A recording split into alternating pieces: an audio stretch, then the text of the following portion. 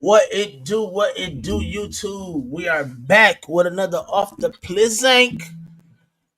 Glad to see y'all here with us tonight, man. Gonna have a great episode. We got some dope people, man, backstage, man. Some 15 minutes of lame contestants. They're pretty funny too. They're definitely a funny couple. Funny couple. I like them, man. They're real upbeat, real dope. But before we get further into that, I had to check in with my fam one time. How y'all feeling, family? Good. Living life, bro. Living life. For sure. Banner, you gonna talk tonight? Banner, you gonna talk tonight? Excited for tonight's episode. What do you mean? Oh, there we go. No, I need 1 kg. Yeah, 1 kg. That's gonna be a New Year's resolution. Facts. When KG tap in, KG might have something to say to you. So I just want to make sure you're talking tonight. Mm-hmm. I had to make sure that you're It'll good be all right. and you're not getting in trouble. You know how that goes. Will it be all right? If you say so. Man, but anybody had any exciting things going on, Anything going on so far in the week or anything that happened in the last week? Working on sending out my last snakes for the year. Okay. Getting that last minute shipping in and all that good stuff, huh? Yeah.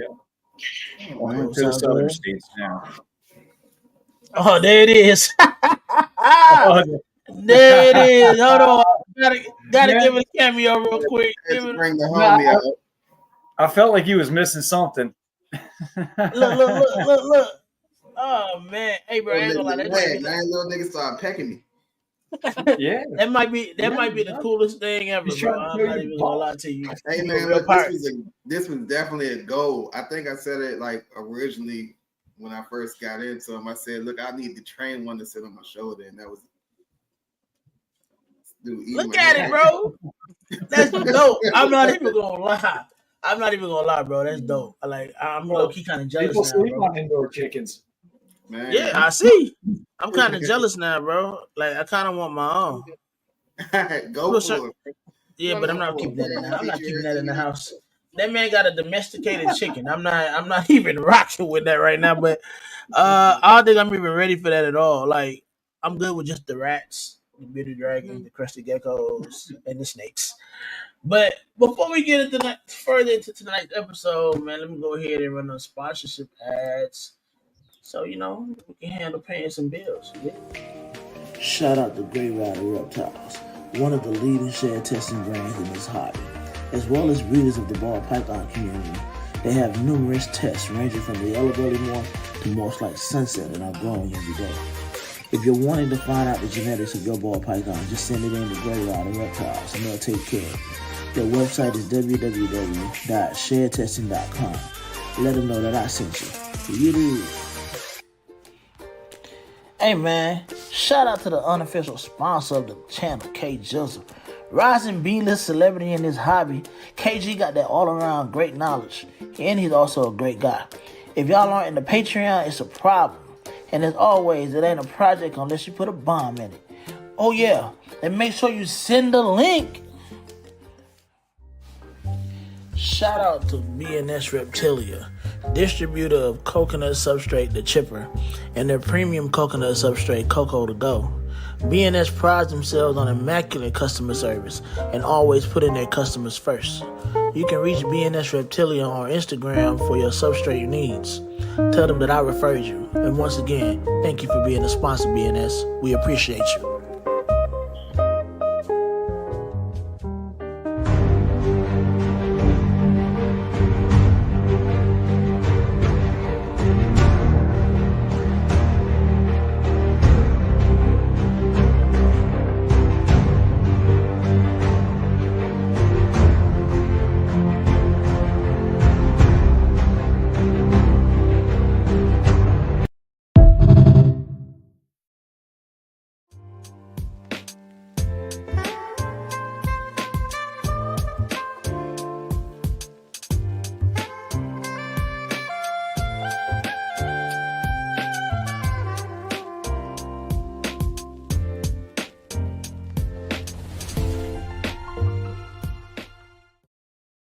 Do you, my friend, believe in the spirit of HRA? I'm sorry. Prophecy, I had to shout you out on that one. That joint is Yeah. hilarious. I got some other honorable mentions. I finally got my cutting board, so shout out to Vinny. All right. Shout out to Vinny, man. Shout out to Vinny. Bone Daddy Serpents? Bone Daddy Serpents, yeah. Shout out to Vinny, man. He finally got me my own cutting board. So I'm now in the cool kids game with the cutting board for my egg cuttings and stuff like that. And also, way to point your finger. Yeah. And also, Am I the only person that noticed you was putting the secret sauce on that cocoa? Who? If you look at the video, it looked like you was pissing on your cocoa block, man. No, bro. That was definitely water from the hose outside. Like that stream is too perfect. That's crazy. I literally, I'm trying to think of how I even came up with. Oh no, man, my girlfriend. So I was recording it. She was recording it, and she just. And I think I zoomed in a little bit. TMI. Next. She was recording me hosing down the block, bro. Like what? Yo, y'all, this is a PG-13 show, okay? Y'all are really rated on right now. Family, please, it's definitely a family. Whatever, but no, I just wanted to let the chat know, man. I appreciate everything y'all do. We are monetized now, so we can't send super chats. Y'all, like what we doing and want to support the show and keep us going and driving, man. Help us pay some bills. We'll definitely appreciate it. You know what I'm saying? Even if you don't, we're still just glad that you tuned in with us. We don't mind it at all. But before we bring out the guests, let me go ahead and say hello to everybody that's in the room. So we're going to go ahead and have Banner go ahead and let us know who's all here. You did. And I seen what y'all said about them hats. What's good, Silent Assassin James Perry? What's popping? Chris, the sponsor. What's good, bro? Appreciate you tapping in, my brother, as always. I need to get some more. Yeah, what's good, Keys? What up? Appreciate you for tapping in, bro. Y'all make sure y'all tapping into that Whiskey Bomb Network, man. Definitely show the brother some love. What's good, Nikki? Nikki's on that network as well. Y'all make sure y'all show Nikki some love too. Brian Double Dipping, what's good, B? What up? We got the second James. All City Serpent, what's good, bro? Appreciate you for tapping in. Brandon Double Dipping. We got James again. Y'all please make sure y'all hit that like button, man. Appreciate. We gotta, make sure that YouTube keeps us in the algorithm. So y'all keep hitting them with that like button. Sammy, what's good? Pink Panther. We had Sammy on here last week. Y'all didn't catch that. It was last week, right? Yeah, last week. Yeah. 2 weeks y'all ago. Didn't catch that 2 weeks ago. If y'all didn't catch that episode, please make sure y'all catch that episode, man. Sammy was showing off some dope snakes, man. What up? We got Chris from 319. We're up to, I think Chris is in the running for the 15 minutes of lame as well. Y'all make sure y'all go ahead and vote for these folks every day, huh? I think his name's Will. Well, Chris, I don't know. I can't remember. Look, it's so many people that remember. I just know 319. When I see it, 319. I apologize if I messed up your name, brother, but I do. Darren. I got a lot of names for Darren. That's his new name. I forgot. Look at you, Darren. Man, you moving mad fast. You don't like Darren today? You want to do it? You don't like Darren today? I was trying to address Darren and these off the plank heads that y'all want me to bring y'all so bad. I'm just messing with you, bro. I'm sorry. It's Tuesday. I'm a little hype. I'm happy for I'm just really excited for the guests. I'm not trying to rush through the show. Like I don't want everybody to say that I'm rushing through the comments. But they be telling me that I be rushing through the show when I do that. So that's why I don't want to fly through the comments. I'm sorry. You know? I'm sorry.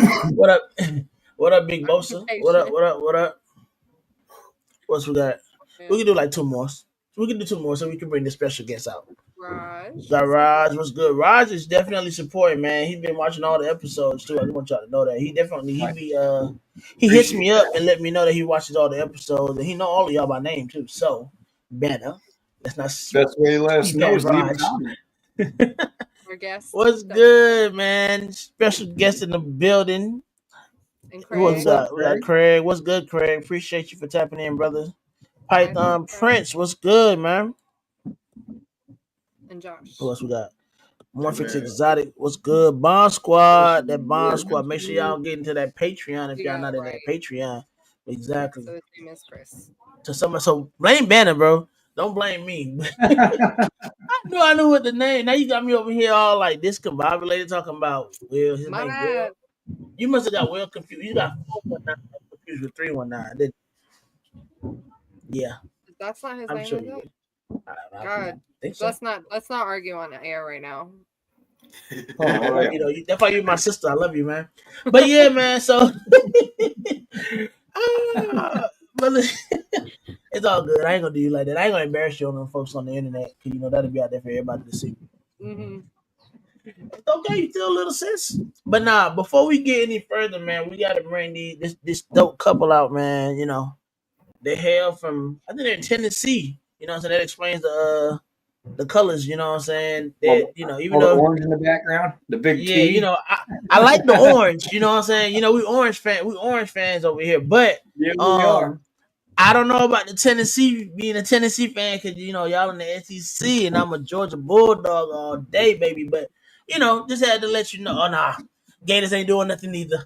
But nah, nah. But man, y'all please welcome to the stage. Give a big warm welcome to Josh and Alicia of Herpin Harbins. Man, I appreciate y'all. Clap. Hey, go Vols! We bleed it, man. We bleed orange. Thanks How for y'all having us, feeling? guys. For sure, for sure. Thanks for coming Anytime, out. man. Definitely thank y'all for coming out, man. Definitely thank y'all for coming out. Let me get So this you're a screen Georgia situated. fan? Yeah, I live in Georgia Atlanta. Bulldog? I live in Atlanta. You know you know it. It Oh, ain't roll geez. tide. You It ain't know, roll tide. We can hear the fireworks going off at Neyland Stadium from our house, so we're close. We like Nice. it. yeah. Yeah, Close. man. Although we're Hey. usually at the game if we can be. Yeah. So, We go Yeah. down tailgate. It's yeah. Yeah, I bet you you talking about Ohio. Oh boo. Oh, no. But nah, Let's not even go there. That's Tim? the only stuff I watch. they don't even have a strong division. I don't even know why they're acting like that. They're not even built like the SEC at No. all. So No, they're it's not. all, A lot of We're it's just all going good. to have to go into their house and whoop it, you know, because I think we should have had home field advantage for playoffs, but because we wanted to go to the game, obviously, but it is what it is. No. Hey man, That you gotta make a fits. trip. Make it a trip. We Make it a should. trip. You know, it might be worth it. I like watching y'all. By the way, y'all the little snippets and reels that y'all make when y'all take these little road trips. Y'all are funny. Oh my god, y'all are hilarious. we're pretty lame. I think we fit right into We're the about as lame competition. as it gets. They're Yeah. old lame people.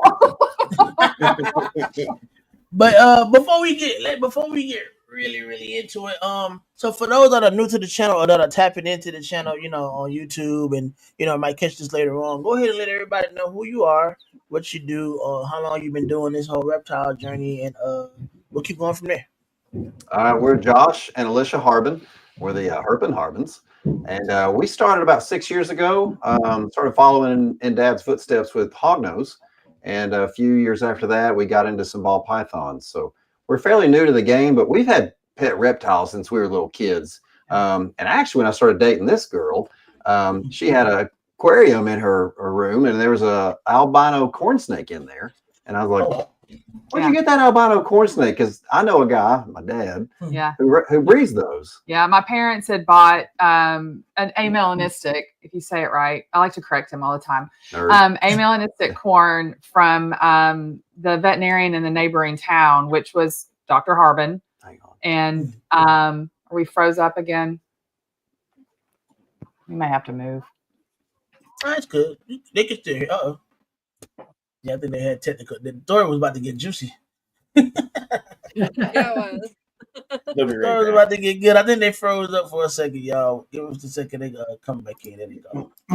Hey, sorry. Sorry about There you- that. Yeah, we may have to Nah, you move good. in a different room. We just stayed in here because we thought we could show animals if we needed to. But anyway, my parents got that snake for me. It was about 7 years before Josh and I even met. And he's actually still alive. He's 29 years old. Has cataracts, and I have to like kind of put the mouse in front of him and He everything. can't see, but he doesn't miss a meal. Yeah, he still eats good. Wow. And so it's kind of a funny story. That's old. So how did you notice he had cataracts? If you look at him, he is just completely, you look at the pupil, it's just whited out completely. And he can sense where I'm at, but he cannot strike anymore. Like I have to literally just kind of put it right in his face. And he's probably, I guess it was about 5 years ago, I started noticing he's getting a haziness in his eyes. And I was like, you know, he's developing cataracts. And now it's almost whited out, just, you know, completely whited out eyes. He gets the AARP discount on the mice, though. Yeah. He's no senior benefits. Yeah. Yeah, So that's they crazy. don't have like heat sensors or heat pits or anything like that. I mean, he's still, I feel like he still can, no, they don't have pits. So they are a little bit more visual than ball pythons. And so, but at this point he can smell when I try to keep his mouth pretty hot as I go in there. So he's got a good heat. He's got the smell more than anything, but then a lot of times I'll just touch it to his mouth and he just opens his mouth and grabs it. He's gotten really lazy in his old age because I just basically hand feed him now. I want to come back as her corn snake. Like, he's got it made. Yeah, and I even sometimes I'll pick him up and put him at his water bowl and let him drink his water, and then he's geriatric, so He's got the best enclosure in the house. Yeah, 29 years old. That's dope. Yeah, he actually sleeps like 3 feet away from me. Like he's always been in my bedroom ever since I've had him. So that's where he'll stay, until he's gone. You ever been woke up at 2 a.m. to the sound of a corn snake taking a crap? Nah, what does that even sound? What does that even sound like? A lot of gas. There's no questioning what's happening. Like, that's a distinct sound. Like, yep. So how was it the first time you heard it? Yeah. How was it the first time you heard it? Because I know. Oh, it scared you, didn't it? It startled me. I was like, okay, this is how this is going to be. I was used to it. I mean, he'd been around for a long time with me, but I guess Josh may have thought it was me doing that. I'm like, no, it's not me. It's Jane. I don't make those kind of sounds. Chris said he got a corn snake and he can see it's lazy like that. That's crazy. Yeah. I would have never thought that. Aren't they the same ones that roll over and play dead? Those are hog nose. The hog nose play dead. Those hog noses. Yeah, they're more intense for sure. Oh, there's Ro. What's good, Ro? Hey, Ro. Yeah, we've made a lot of fun clips with the Ink Lady morphs. They're funny. Yeah, I follow them too. Yeah. I definitely want one. So y'all decided to stick with the corn snakes, or did you go a different species? Like, I mean, the corn is just like my pet forever. We do have corn snakes now, but we actually didn't even start breeding corn snakes until about 2-3 years ago. Mainly because it requires a permittation in the state of Tennessee for propagation, which isn't a big deal, but we weren't going to invest a bunch of money and hassle for something that wasn't our main focus, because our main focus at the time was still hognose, and then we had the ball python starting up at that point. And then once we decided to get some corn snakes, we were like, propagation permit isn't that big a deal. And we've had some really good times, like at some shows that the corn snakes carried us, you know? And so, it's been kind of nice. Now this year we did not have a huge corn number. We basically didn't pair very many. And then Tom only paired one pair. That's all he had left.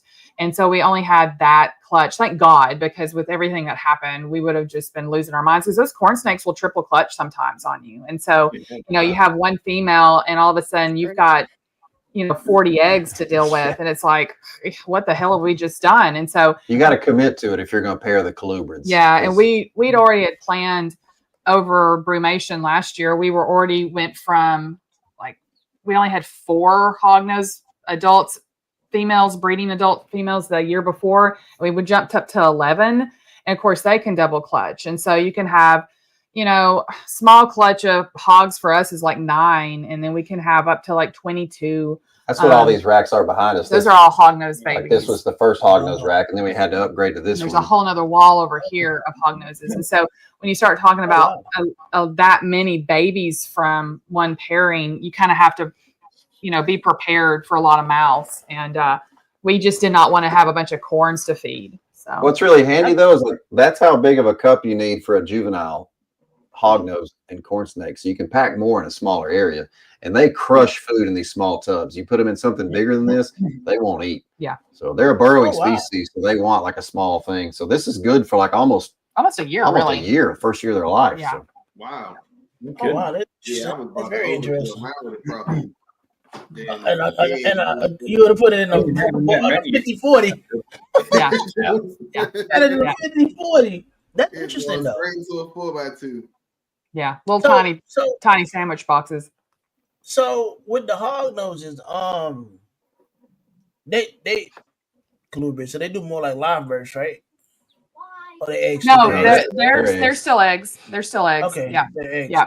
It's 22 eggs. That's a lot of eggs. That's a lot. It's a lot of eggs. It is a lot. And the thing is with the hognose that people a lot of times don't realize, the females are 2 to 3 times larger than the males and significantly larger in some cases. We had one female that was like 420 grams. It's a huge female hognose, by the way, that we paired to one of our smaller boys who was right at 50 grams. And so if you think about the size difference, they're obligate eaters, meaning they'll just turn around and eat the male. And so you can lose your males during breeding season. And then the other thing is they'll eat their own eggs. They'll come out of their little oxytocin trance after they've laid their eggs. And then they're like, crap, I'm hungry. And they'll just poke around and there's an egg and they just start eating. They'll eat their entire clutch. We've had that happen. You know, it's just like they're all Our gone. Xanthic girl ate her entire clutch last year. Yeah. And you can tell a difference when you come in because you know that they're due to lay.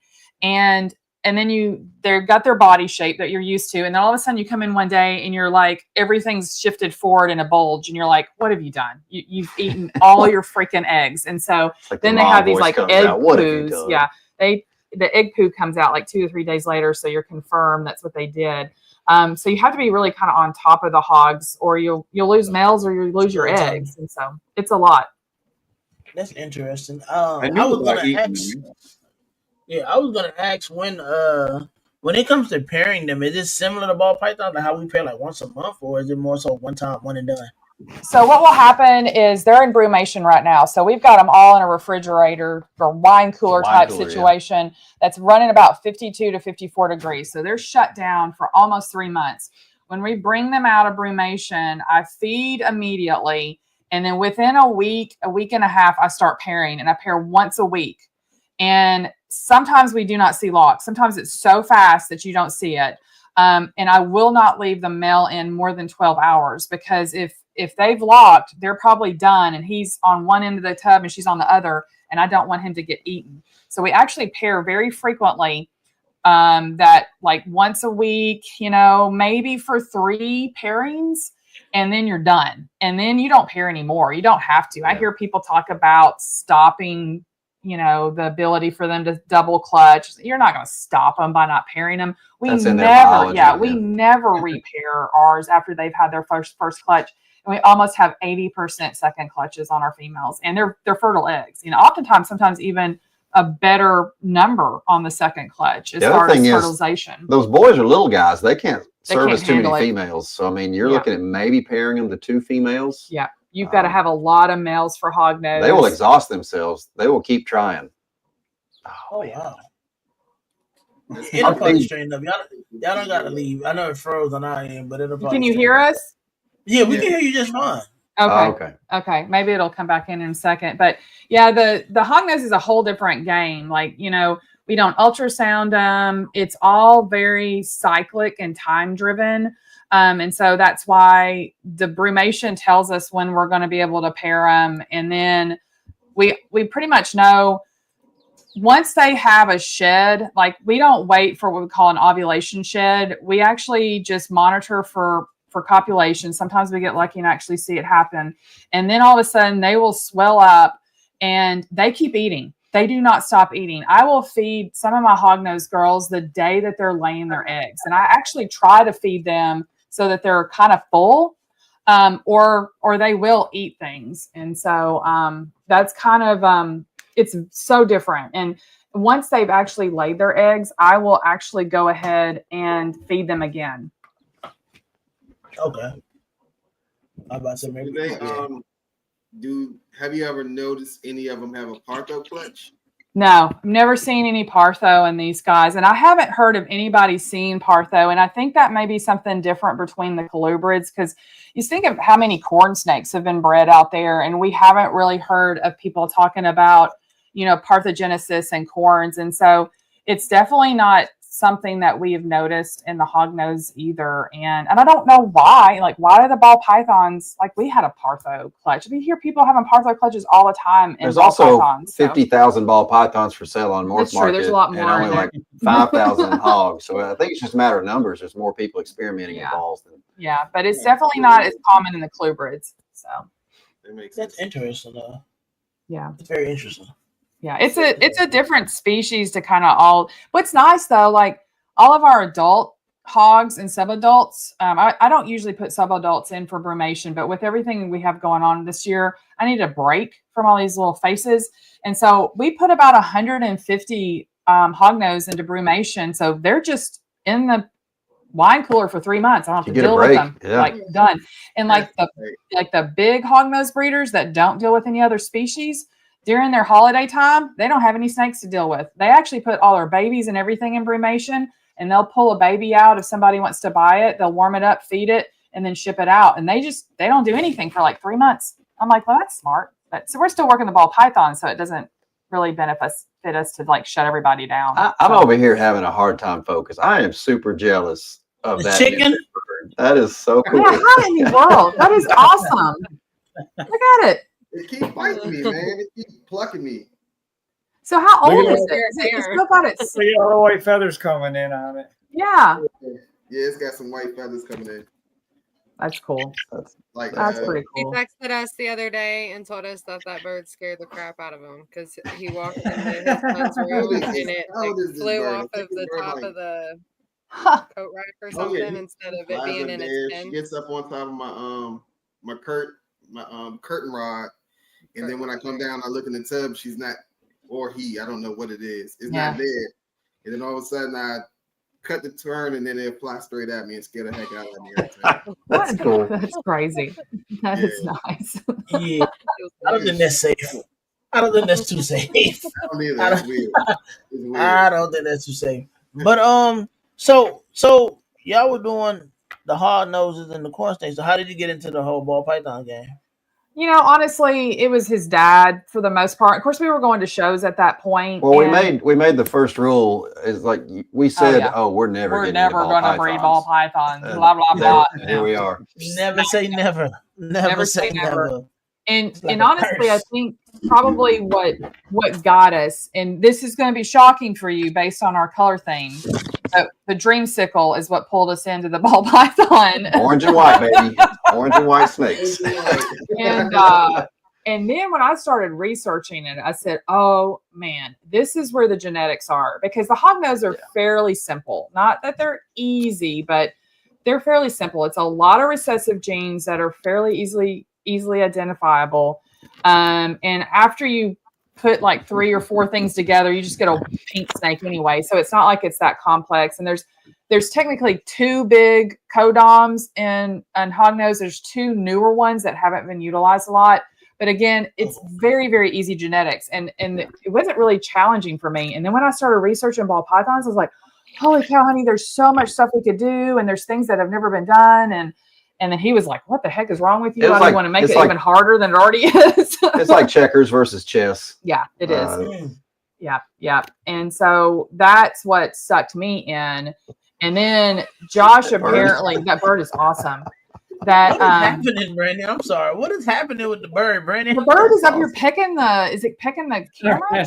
I have no idea what's going on. I just like, your camera now. bro, your bird is very animated, bro. That is pretty dope. Bird is pecking y'all's hat. Oh, yeah, man, but I'm then we jumped in. Like, I remember we were helping his dad clean a few years ago, doing some stuff, and Josh had always been kind of standoffish about the ball pythons. He's like, it's just so much to have to figure out, blah, blah, blah. I was like, but there's some really pretty stuff.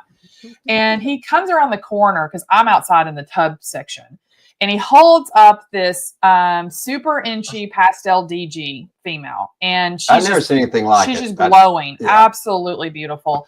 And as soon as I saw his eyes light up, I'm like, I guess we're in DG project now. And so then it snowballed after that. And so DG clown, and, we're putting DG, we're starting to pair stuff with the Monarch, Monarch DG is what we want to get down the way. And so it kind of got crazy. And then his dad was super stoked when he saw Josh, love the DG stuff. And so and then anytime, if you take Josh through a collection and he's like pointing at something, it's DG or DG. enhancer, either one. I mean, that's just what he points at. So.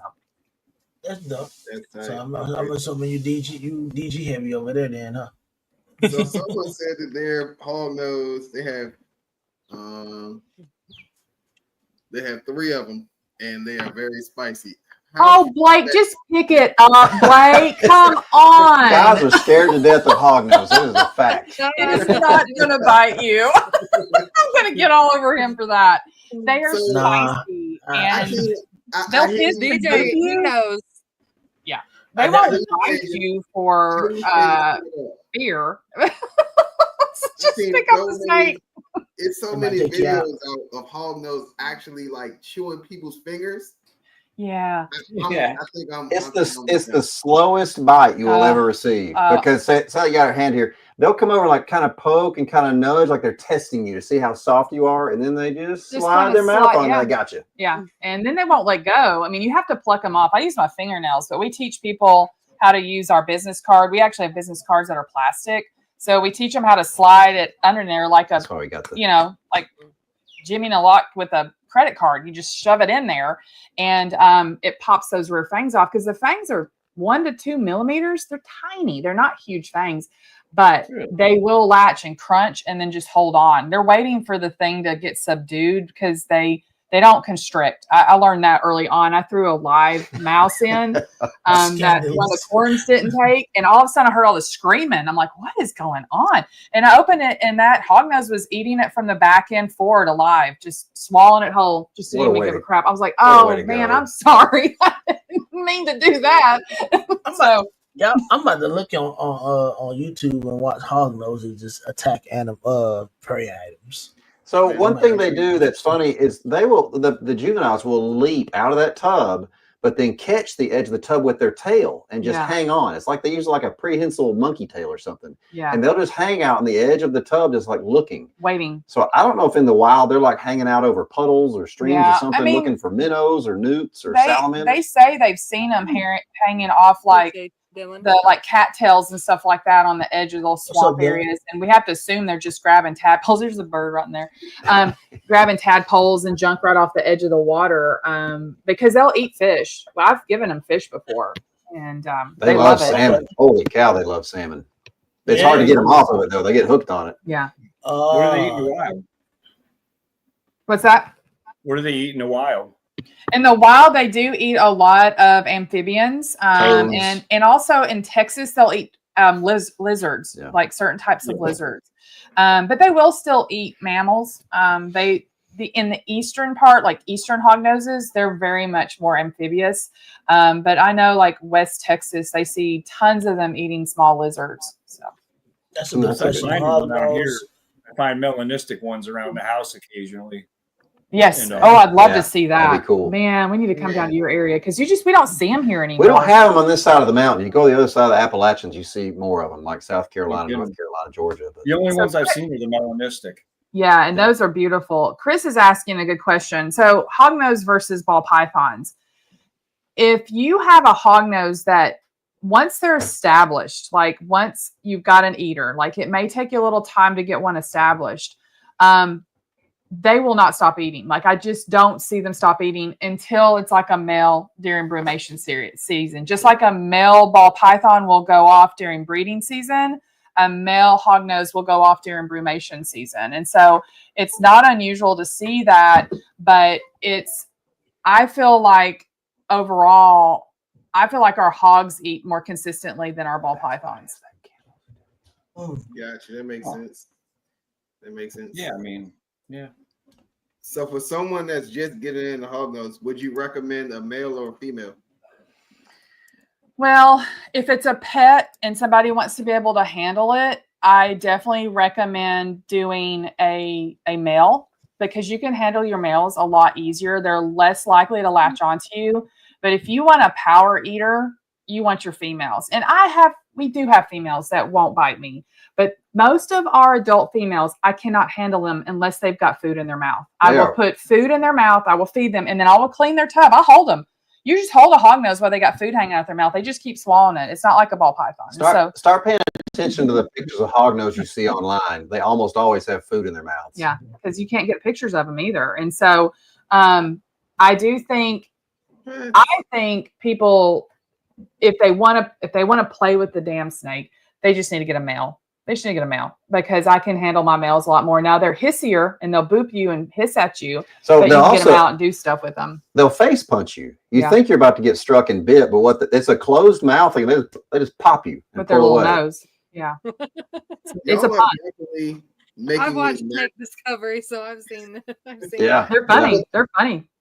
man. I'll have to so send you the Snake videos I Discovery have of is- the ones and how they act around here. One opened its mouth completely wide open like the Terminator. Yeah. It just stared at you and did this. I love this camera action you've got going on. We're having some serious camera stuff happening tonight. That was dramatic. I like It it. just came like whoosh. Anyway, Is that you, God? But yeah, they will, like, especially if they're playing dead, they'll open mouth full, their tongue will go upside down, and they'll do this like weird slow tongue flicker. They'll flip over on their back. Of course, they musk you, which is horrible.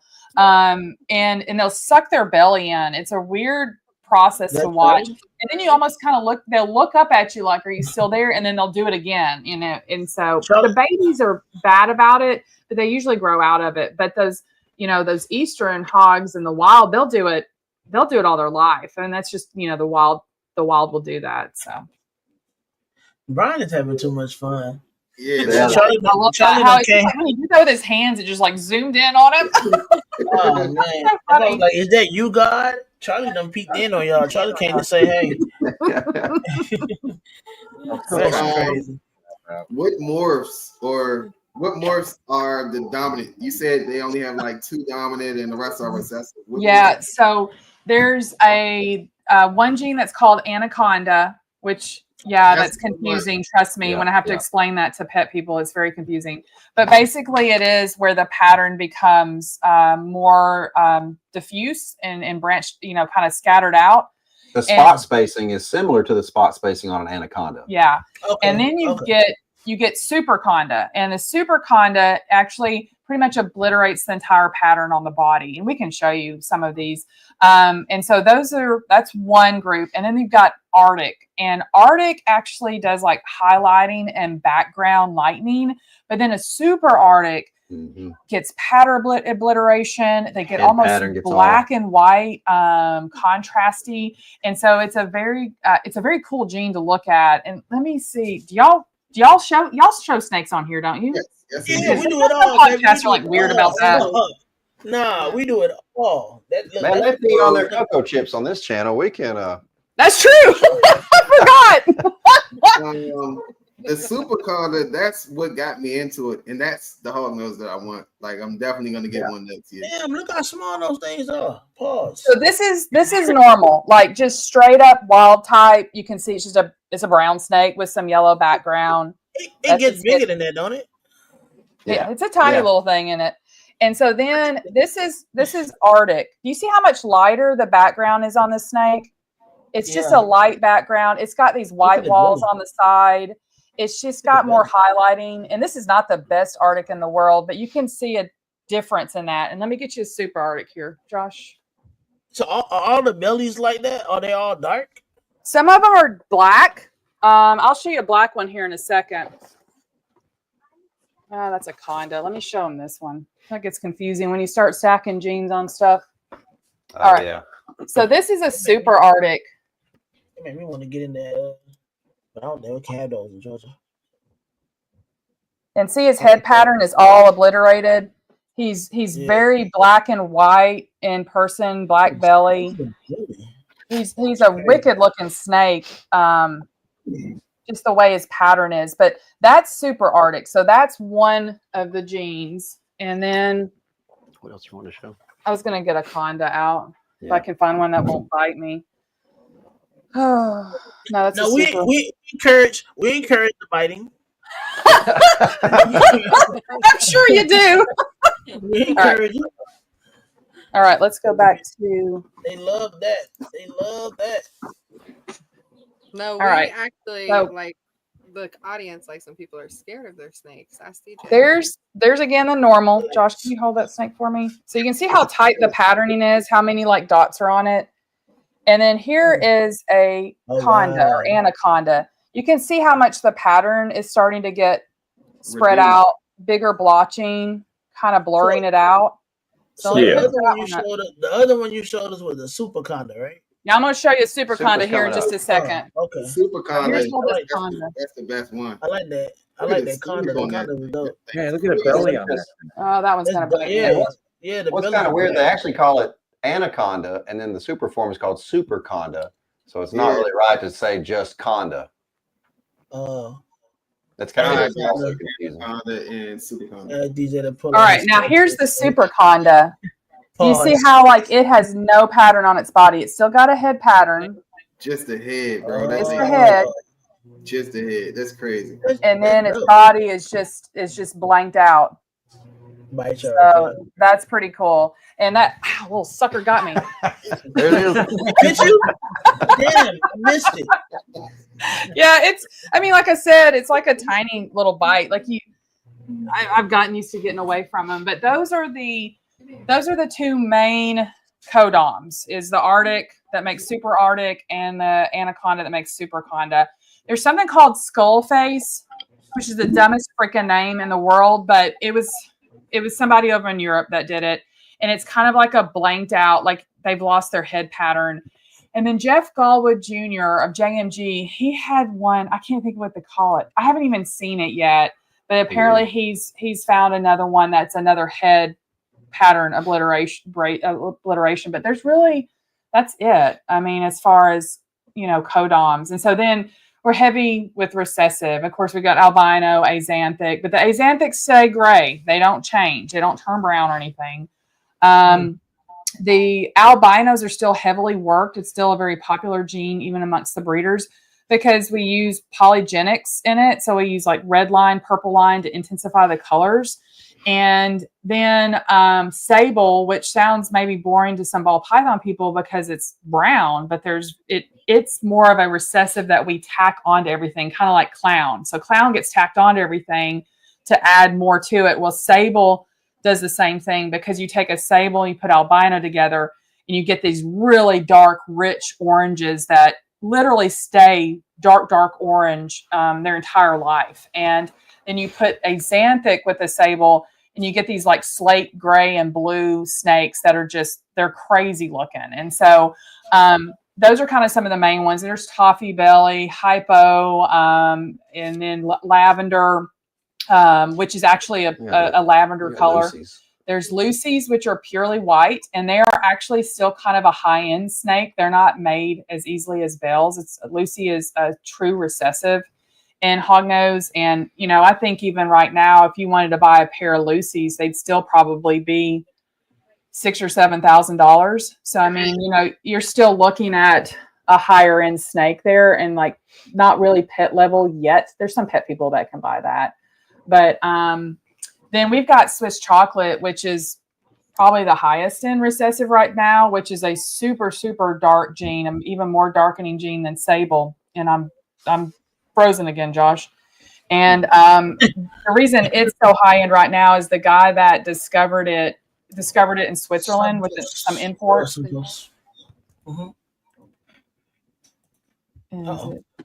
Keep going. Okay. And so it's just another gene that's being worked, and there's only a few of us in the States that actually have it. And We've got another camera management app that keeps trying to take over. It's not screen, so never had this problem. I will uninstall that post the broadcast. Is it because of StreamYard or? No, it was another camera app we were trying to use so we could use a DSLR camera as a webcam. And I just never uninstalled it, but every time we turn this camera on, it keeps trying to grab control of it. Yeah. Oh, okay.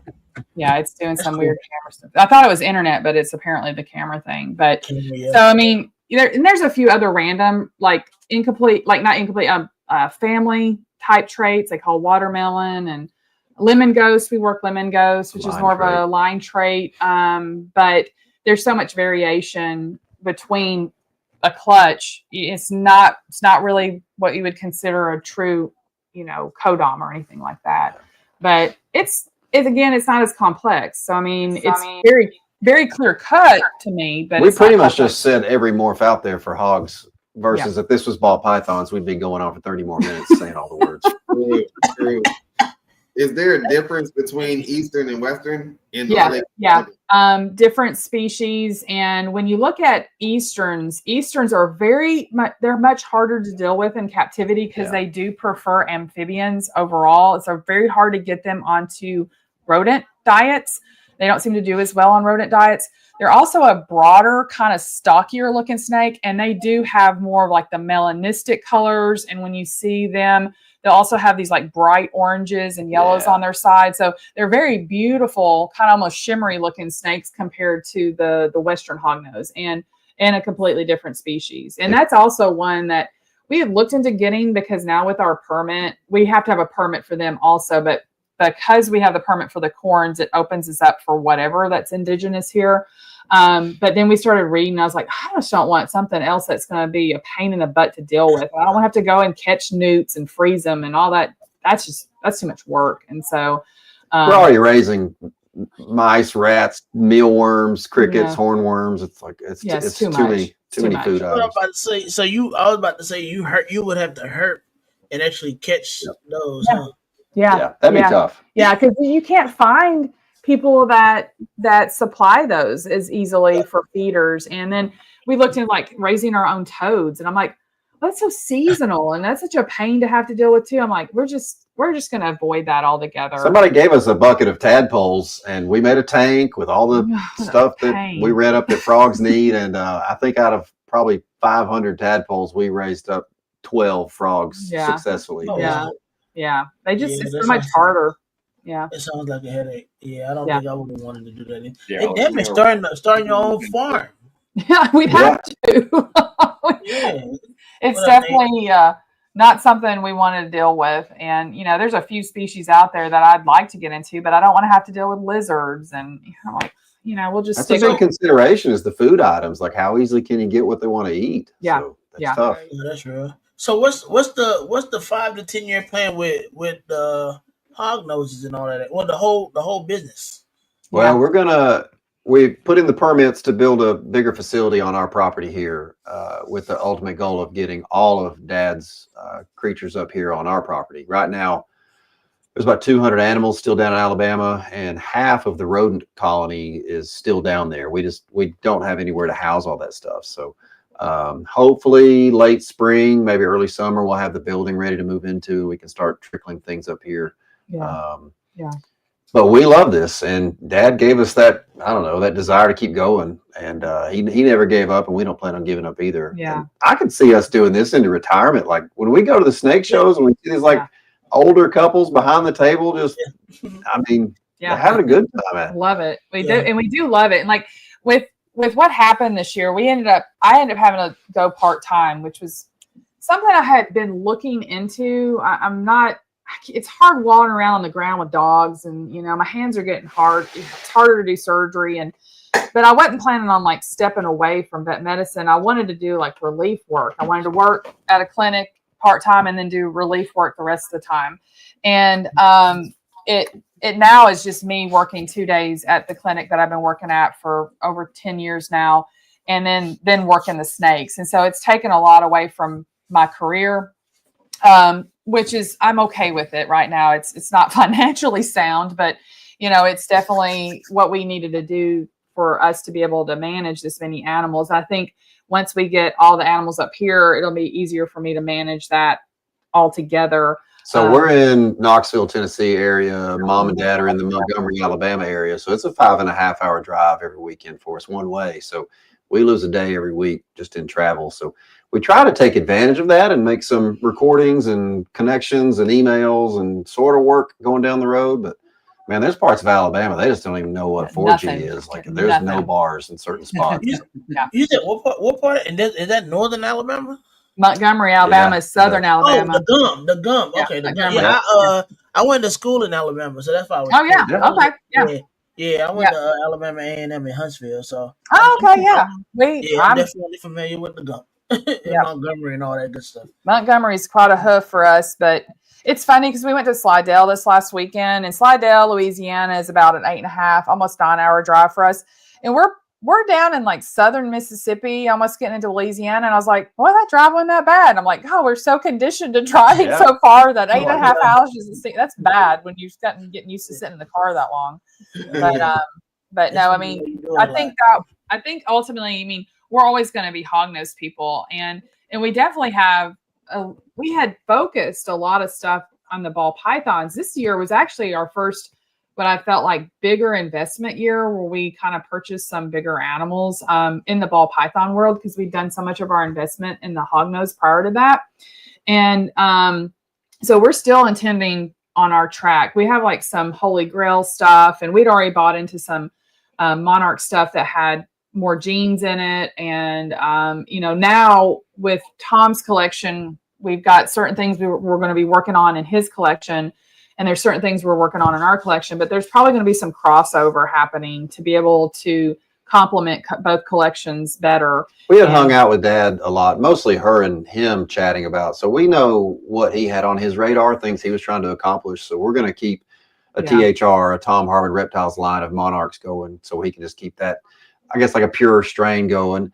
But then there's a few animals that are kind of extras that didn't really have a place, and so we're going to mix that in with some of our things and see what we can come up with. I mean, he had Tom got what he wanted when he wanted. That was just Tom, and so he has some, he has some pretty cool stuff, but he was still more of kind of old school, like puzzle, sunset. I mean, he was only crossing things over a little bit. And of course, now, as y'all know, it's a little bit more, a lot more stacking your recessives and stacking your codoms and getting into, triples and quads and all that stuff. That's kind of where the industry is leading. And so we're looking at doing more of that than maybe faster than what he would have done it.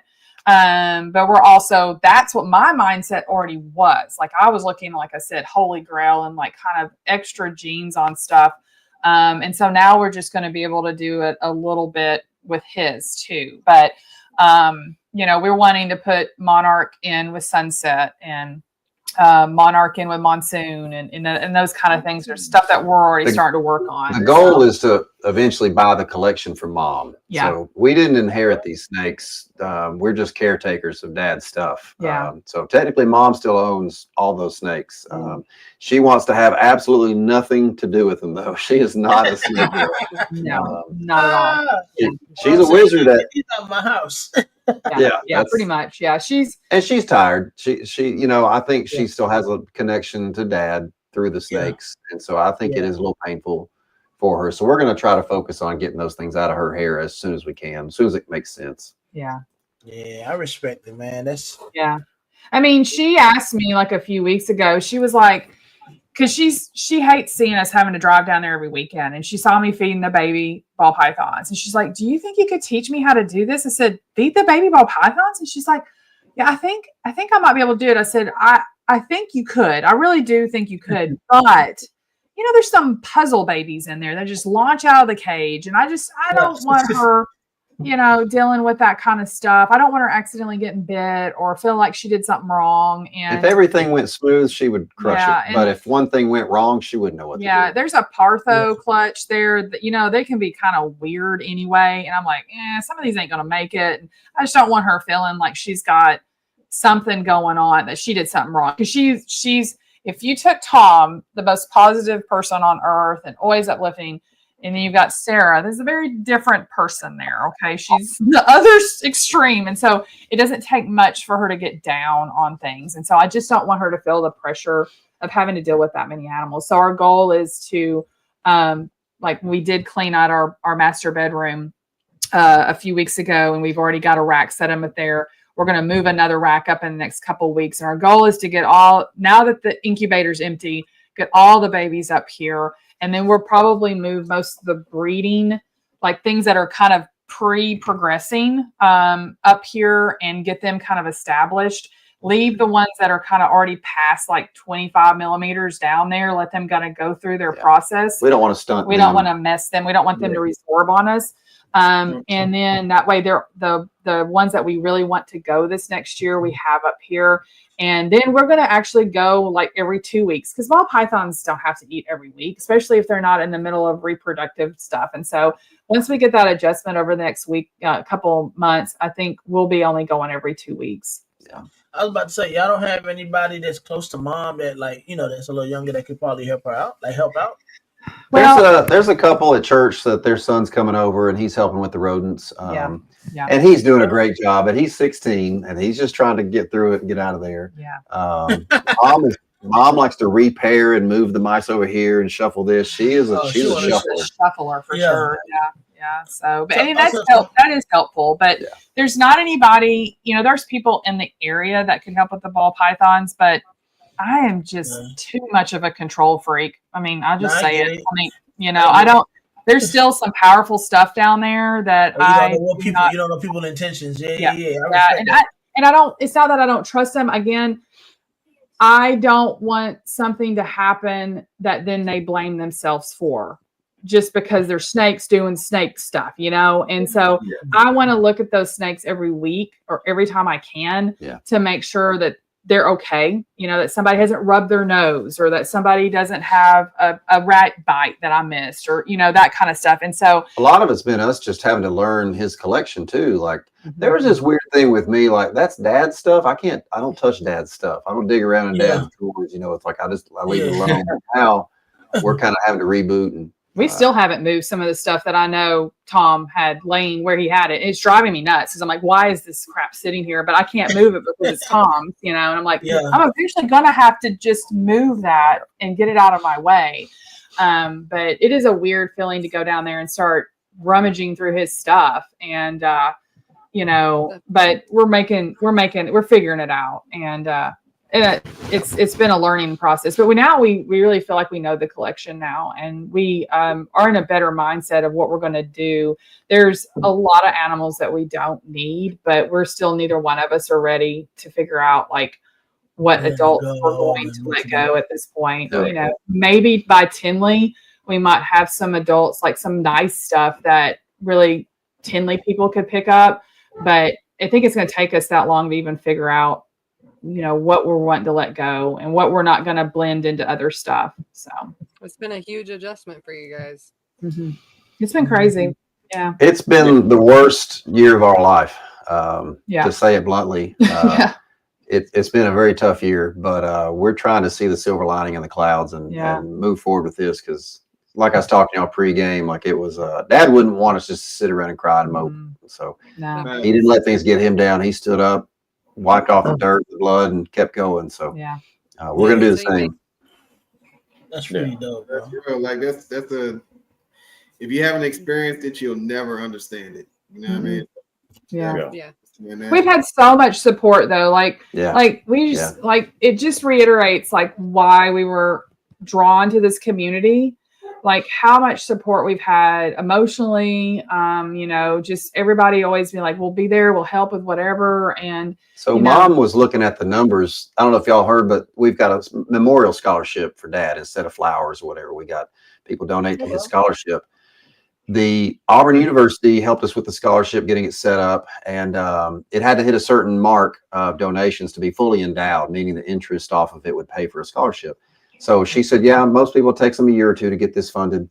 Through the support of donations at charity auctions that was hosted by USARC, we fully funded that thing in 2 auctions. Double. And by the 3rd auction, we had doubled the minimum. Yeah. And Mom was looking at the numbers and she goes, where did all this money come from? And I'm like, the reptile community. The reptile people. Like they're that benevolent. They take care of each other. Like when you hear of somebody losing, their house, people, donate and GoFundMe quick. So it's an extremely charitable community. That's pretty dope. So we're excited because I think this spring we're going to get to award the first scholarship to a veterinary student down at Auburn University. And it's got to be specifically somebody wanting to be in reptile medicine. And so we kind of have certain stipulations. So trying to encourage, those reptile people to advance, because we need more reptile veterinarians, as we all know. And so that's kind of a mark that I think he would be proud to have had, because he was teaching some of the reptile medicine down there, which was a huge thing for him. He absolutely loved it. He was stoked. Man, he was stoked. He started walking around. So he was invited to be a guest speaker for the reptile club down there. And he was talking about ultrasounding and medicine. And after like 2 guest lectures, they invited him to be a permanent recurring guest lecturer. So he started going around telling everybody he was not an instructor. What do they call him? A lecturer. Lecturer, yeah. Oh. Yeah. He was Ah, So Yeah. what's your medical background? Do you find yourself do you find anything that like the lingo in ball python, do you find that kind of clashing with the truth in terms of like incomplete dominant genes and codon genes? It's hard for me to say codom. It is. It makes my insides hurt, but I know that is just the lingo. I get it. And so I've tried to adjust to it. And you still hear me say incomplete dominant, especially if I'm talking hogs. I don't know why. I guess because hog people use that more than ball people. And so I catch myself going back and forth. And it's so to me, like when people come in and say, "Can you worm my dog?"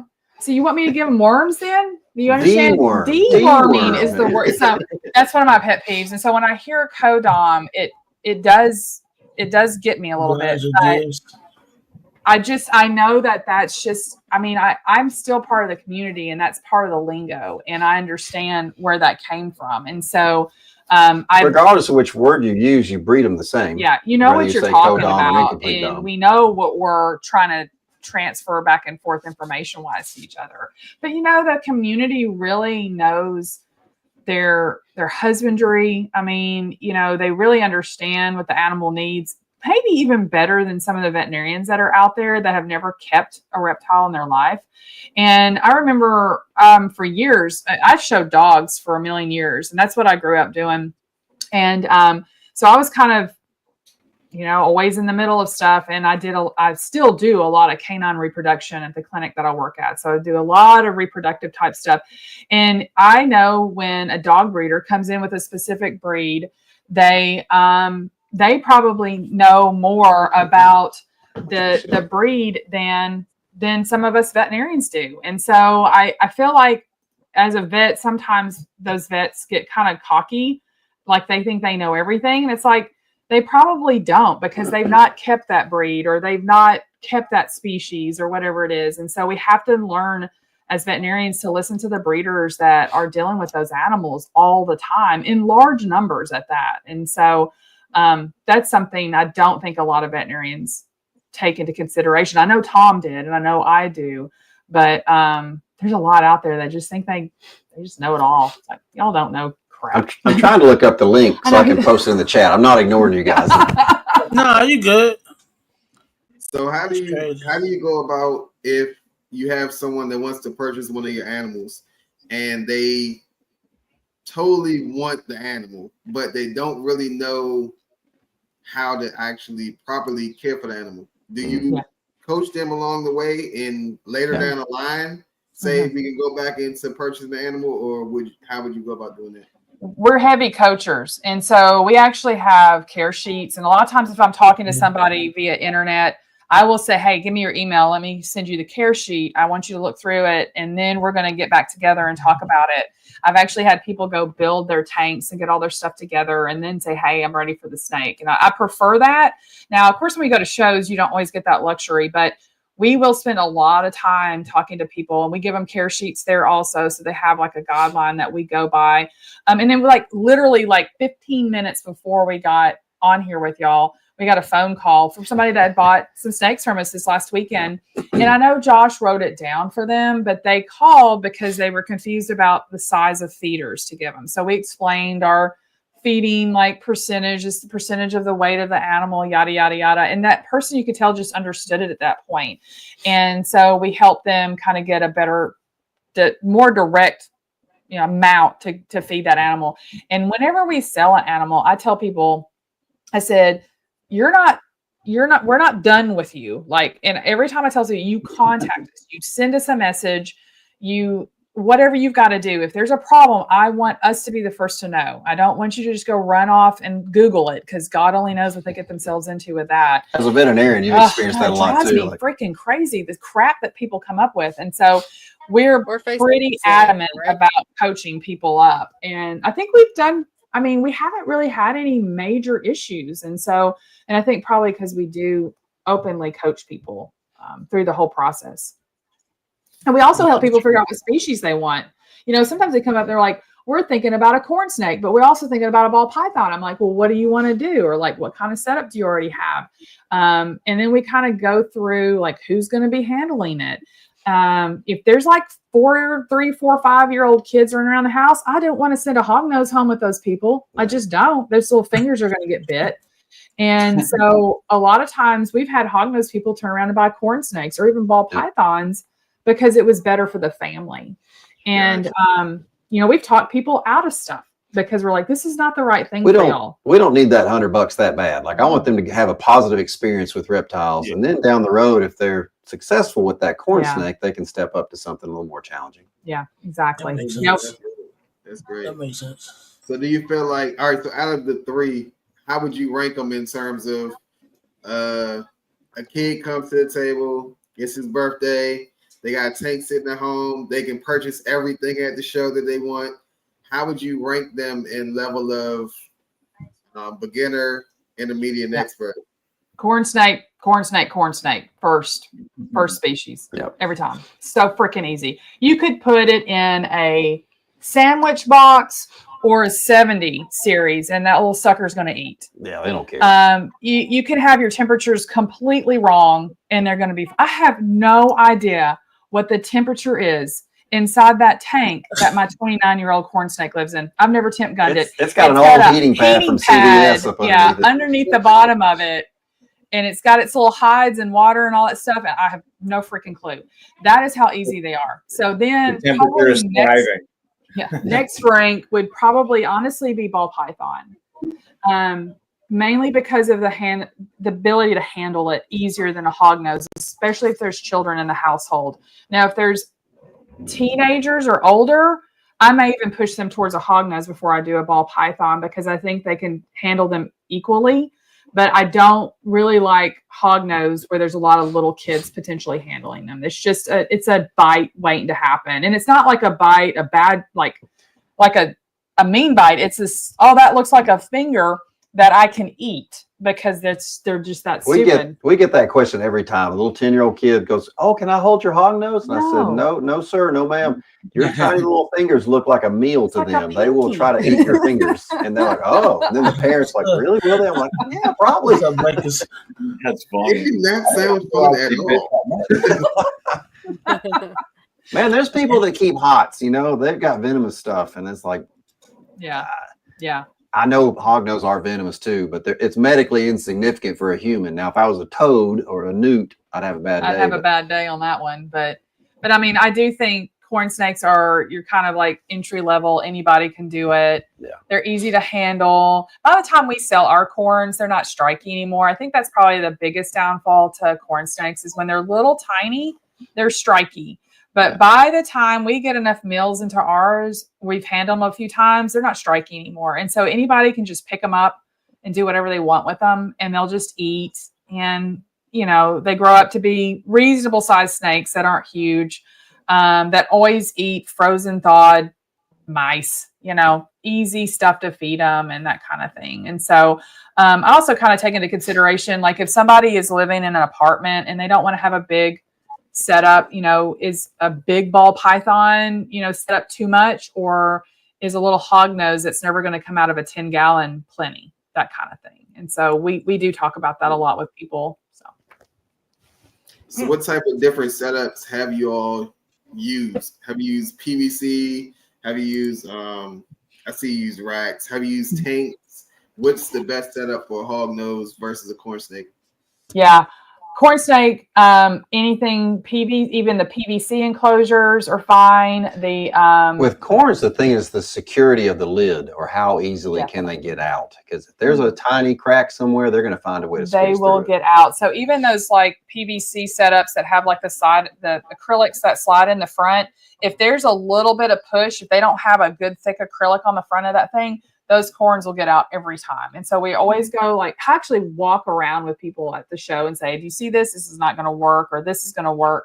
And then, or if they put them in an actual aquarium, they have to have like a latch lid on those corns. Now, hogs will push out of stuff too, but they can't necessarily get to the top of some of these enclosures. And I do usually recommend, of course, I don't have it in here. like small PVC enclosures that have like a single door that flips up, not the slide doors. We usually have that set up at our show so that people can see to use that as a kind of a. Yeah, we bought one just to show people. And every show we set up, they're like, "Hey, I want to buy that enclosure." I'm like, no, that's our demo. But we tell a lot of people in the beginning when they're still this tiny, you go to Lowe's or Home Depot and get the 6-quart hefty clip top storage container and solder some holes in the top of it, and then you put a heat mat on the outside of it, and that's all they need. They'll need that for the first year. And so a lot of times people are pretty stoked that they can just use something really small. And I said, then once they're kind of starting to outgrow that, go to a footprint of a 10-gallon enclosure of some kind of, whether it's a PVC or an actual aquarium. Kind of depends on what they're wanting to do. Like if they're wanting to do bioactive, aquarium's a little easier to clean out, where the PVC is harder to clean. And we're not bioactive people. Like I actually just, I kind of bag on bioactive because I'm like, there is no freaking way we're replicating what is happening in the wild. I am sorry. You can put isopods and springtails and all that crap in there. It ain't cleaning up all that crap. You got to pick it up still. And so I'm not a big bioactive person, but I understand the premise of what they're behind, what they're wanting to do. They've got to have a container that they can clean out regularly.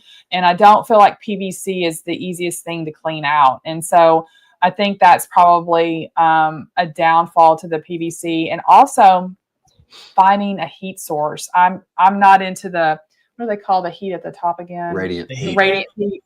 Yeah, I'm not into that. I like belly heat on these guys, and it's hard on a PVC to get the belly heat correct. I feel like so. No, why you don't like radiant heat? I just don't think it does as well with the hog noses. Now it may be fine with some of the other species, but it just doesn't seem to do as well with the hogs. So they're a purely burrowing species, and so when they get down in that soil, you're not getting that heat. Where if you have a belly heat, it works a little bit better for them. Corns, again, like I said, corns you can do whatever the heck you want. Put a hair dryer on them. That'd be fun. You just don't care. It just don't matter. What you about to ask, man? Is there a species that you guys have been eyeing or wanting that you haven't experimented with? Oh my goodness, yes. Just opened a can of stuff. Starts with L and ends with Aegianus. Yeah. Every show we go to, she just glued to them. I've been looking at leeches for probably about, I don't know, 3 or 4 years now, and I can't make my decision. I can't make the decision to go ahead and get them. Boy, that thing just shit the bed, didn't it? Are we still there? I don't know what happened. We're gonna have to figure something. I'm glad we're doing this tonight because we got those damn debates tomorrow, and if this is happening, Chris would ream us. But sorry, was just doing it. But the lychee is something that's a 4-legged thing I want, and then I know Josh wants. I want a panther chameleon of some flavor. Yeah. I've got a veiled chameleon now, and he is hateful. He bites us. He's just mean. But he's a cool pet. Yeah, he's old. He's not making longer for this world. So I just saw a reel about chameleons earlier today. That's so funny that you said that. And then, but the chameleon that I saw, it only lives in the wild anyway. It only lives up to 4 months. Like its entire life is 4 months. That's too short for me. My God, that's the lifespan. But it's in the wild too. So I don't. Yeah, I mean, like in 2 months, in 2 months it's fully grown. Good gosh! Do you remember what species that was? I'll see if I can find it again. I think I liked it. I'll have to see if I can find it. I'll send it to you if I find it again. Huh? That's crazy. Yeah, that's no time. You don't even know if you're doing anything right with that, bro. Not only that, it's like your whole lifespan is in 4 months. Like that's crazy. Yeah, like what are you actually getting done? Time. Well, and like we actually had tricolor hognose at one point, which are completely different than the hognose that we have. So tricolors are like even a different genus, and they're from South. Uh-oh. Oops. You hit the wrong button. I didn't. Yeah, they definitely making me not want to hog nose. I didn't know they bit that much. I had no idea they bit all the time like that. Bro, all the time, man. I did not know the whole time you got them, you getting bit up. Yeah, I'm glad you that's like amazing. it, Jay. Hey, now I really Had think to rip. we'll really be Had looking to rip. into they said Appreciate it. all of them you see they're eating. Now I'm gonna really be paying attention. Nah. Yeah. I'm not gonna lie to you. They kind of got me interested in wanting to get a different species too, though. Yeah, so Just not somebody, sandbows. somebody on Don't even- TikTok, I I asked don't think them, that sambo is captain for real. man, listen, I was talking to What's good, somebody on Benji? Hi, TikTok, Benji. and they breed Shit's dead. sandboys, and they said they the most docile snake you can possibly own. They are, bro. Like even one of the shows, I said mine is just a wild caught sambo. I didn't get mine from a breeder. I Where don't you get it believe you. from? I got it from a pet. I got it from a pet store, bro. Okay. You make it seem like you got it out the backyard. Right. Shit, I got it out the woods Like, of what are you Georgia. talking about? listen. The way that shit be acting, you would have sworn I got her from the damn backyard. She be mad as hell. Nah, He for picked sure. up I went. a piece Listen, of wood in the Pet stores yard. aren't Listen. great, so I could see why it's mad. You said what? I said pet stores aren't great, so I could see why it's mad. No facts. No fact. And that's the thing though. Like I think and that's the thing. I was about to get a different one at the time, but then I found out that they also eat their they'll eat the other ones too. Their mouth is that big. cannibalism. So they'll It- eat the it- middle. Actually, bro, they can actually make that. They can actually. Brian got me weak as hell. That's because you don't see the mouth because the snake be looking like this type shit. They eat rats, Brian. I feed them rats. Bro, they eat air. The air That snake, shit is man. crazy. You got air snakes. It's just a derpy Brian, looking snake. you need to stand up and do your Jesus dance. Huh? He got a Jesus dance. Yeah, you remember the picture we took? When he was in the snake room like this. Yeah. There you go. Hey, Brian did like this. The camera was coming So- closer. Completely different camera now, and like my computer is overheating. Like I have no wow. idea what we've never Let me had. see the- Sorry, let me see the guys. camera. This is Let me see the crazy. camera you got. Man, you Okay, got so Logitech Brio. It's a Yeah. 4K something. Yeah, I don't know. It just It looks similar to the camera I got. That's why I Yeah. said that. so now we're on just our regular camera here, You but can see the difference. yeah, it's Yeah, it's not definitely as good. it's not as good. But it's for some reason it's like it's overheating my computer and everything. So it's kind of weird. Who knows? Technology drives me nuts. So It has a It's all mind of good. its own. Yeah. So do y'all ultrasound the hog nose and Hmm. use Oh, ultrasound no. all the things? No, we don't ultrasound the hog nose. And Tom and I talked about that a couple of years ago. None of us had ever tried it. And part of it is I just hate holding it. getting them still to do it. They're such a pain in the butt to deal with as far as like managing them. Cause I'd have to be feeding them while I was doing it. And then that would only give me like maybe a minute to ultrasound them. And then I'm not even sure what I'd be probably just verifying follicles, but because they're so very classic, brumate, wake them up, feed them, and they're probably going to ovulate within 2 to 3 weeks after we do that. And then you just get them bred and make sure that you don't miss that ovulation. I've heard of like people waiting until like an ovulatory shed and then they have a bunch of slugs. It's like, well, you don't know if they're going to shed or not. Sometimes they shed in brumation and that's their ovulatory shed. And we've actually had girls come out of brumation weighing more than when they went in. And I think that's that follicular swell that's occurring. And so it's more about the timing of getting them out and making sure you get some breedings in before you miss it. And so we don't have to really worry about ultrasounding or looking for follicles and trying to figure it out. And there's not really seasons like different, like I know ball pythons can kind of go in groupings, but you can spread that out over a whole year with ball pythons. Where hognose, we're slamming it. April Corn snake's through the same. Colubrids June, are very just bam, bam, seasonal. bam, bam. They're just popping babies out. So Do you have to brumate them? technically no, but what I've found from talking to people is when they don't brumate, they have inconsistent clutch timing. And then those are the people that all of a sudden have a clutch randomly in November.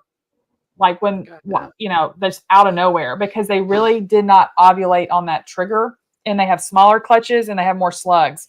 And we actually feel like the males benefit from actually going into brumation also. It's something to help with their sperm quality. And so you don't have to, and I know people that do okay without it, but this true successful brumation, the breedings are from brumations is how I see it. And plus just timing wise, you know what you're getting into. Right. So do you guys try to like transfer that over into the ball python? So y'all gonna try to transfer that concept over into that? No, I think we kind of wonder if transporting them from Alabama to Tennessee might sort of synchronize them a little bit. Yeah, we've heard that some people have had luck doing that. Yeah. We're just going to kind of watch it and see if it happens. We're not going to try to make it happen. I feel like, I don't know if y'all have noticed it, but when I talk to people with strictly ball python collections, they do go in groups. They seems like the majority kind of go around each other. And I don't know if that's some kind of pheromone situation or something with the environment that person is, I don't know. I mean, but you hear people going even like having big parts of the year, like why are they seasonally so different? So Tom's, of course, everything was happening in June, July, and August. Everything. Same time. All the same time.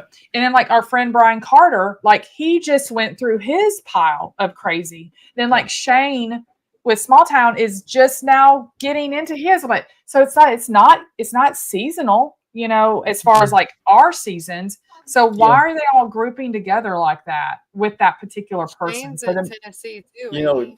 Yeah, me, Shane, and Brian, we're all like, it's a 15-minute drive from our house to theirs. So it's the same environment. Mm-hmm. It's funny you say that too, because I had 12 clutches this year. 7 of them came in 1 week. Yeah. So what is that? And that to me, that has to be something with the collection as a unit. Syncing up or something. And I don't know if it's something we're influencing that we don't see, or if it is pheromone triggered. They say that about women. Yeah, they do. Yeah. And if you work with enough, the same way. Yeah, you work with enough women at the same time, we're all synced up together and just a nightmare running together, and so and dogs do it, horses do it, and so it's like you kind of wonder if that's what's going on with some of these collections, and I don't know. I don't know if anybody's researched that or not. That'd be an interesting research topic for real. Mm-hmm. I would think so. I'll pay attention to it again this year. The only reason why I noticed because it was like so overwhelming in 1 week. Yeah. Bam, bam, bam, bam, bam. Yeah. Did you do anything different? Like, did you do a temp drop or anything different that could have triggered it, or do you know? The only thing I did was upgraded the racks. Interesting. That's the only change. That's kind of get him more space. You get him more space. Oh, what's that? I was saying you bet you just gave them more space. It might have been. Yeah. Or if that triggers like a migratory like sensation. some kind of something. And Shane, when he moved from California to here, he kind of had the assumption that they'd all kind of like skip. They all synced up and went. And it's like the trigger of moving got them in process. And then all of a sudden he had a big year, and then now his girls are kind of in a lull again and he's got less of them. I know on the dairy farms, they would load up a bunch of cattle in the trailer and drive them around town to synchronize the females. So, I mean, there's definitely some tricks out there we can figure out. We'll put all my females in the car and drive around. And see drive around. I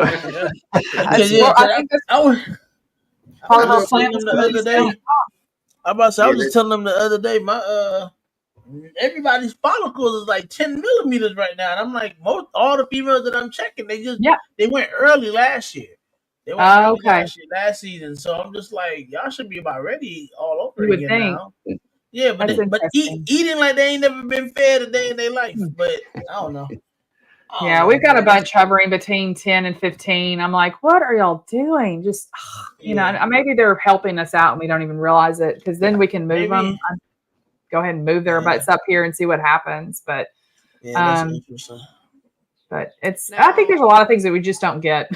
So we think we know. Yeah, we think we're in control. I'm going to definitely pay attention to it this year, though. Yeah. I don't know. I'm ready to see what a lot of people are doing this year. Like, cause I mean, it's so many different genes out and so many new genes that's coming out. Have y'all been interested in anything like this? I know y'all said monsoon earlier, so Mhm. there any other like ball python genes y'all want to get into besides like monsoon, DG, and stuff like that? Well, there's a gene that I feel like we have missing. It's Mandarin, but I don't want just a Mandarin. That guy down there got some good Mandarin now. Super Mandarin. Let me Probably with some move clown in it because Yeah. Hey, go get the arrow. there that guy right there. The guy without a bird. Yeah. Mandarin is like one of my biggest projects. Okay. I'm gonna go digging around in your stuff then. That's something I think we want to get into our gene pool. We've got the monsoon, we've got the puzzle, but we got to do some combinations. Awesome. Yeah. And so Dad came from a generation where if you had two genes in something, you were just that's what you use. Yeah. Yeah. So. And we're wanting to. I mean, we have already paired some monsoon stuff to some monarch stuff, and we've paired some sunset stuff to monarch stuff. So we're pairing a lot of stuff to monarch.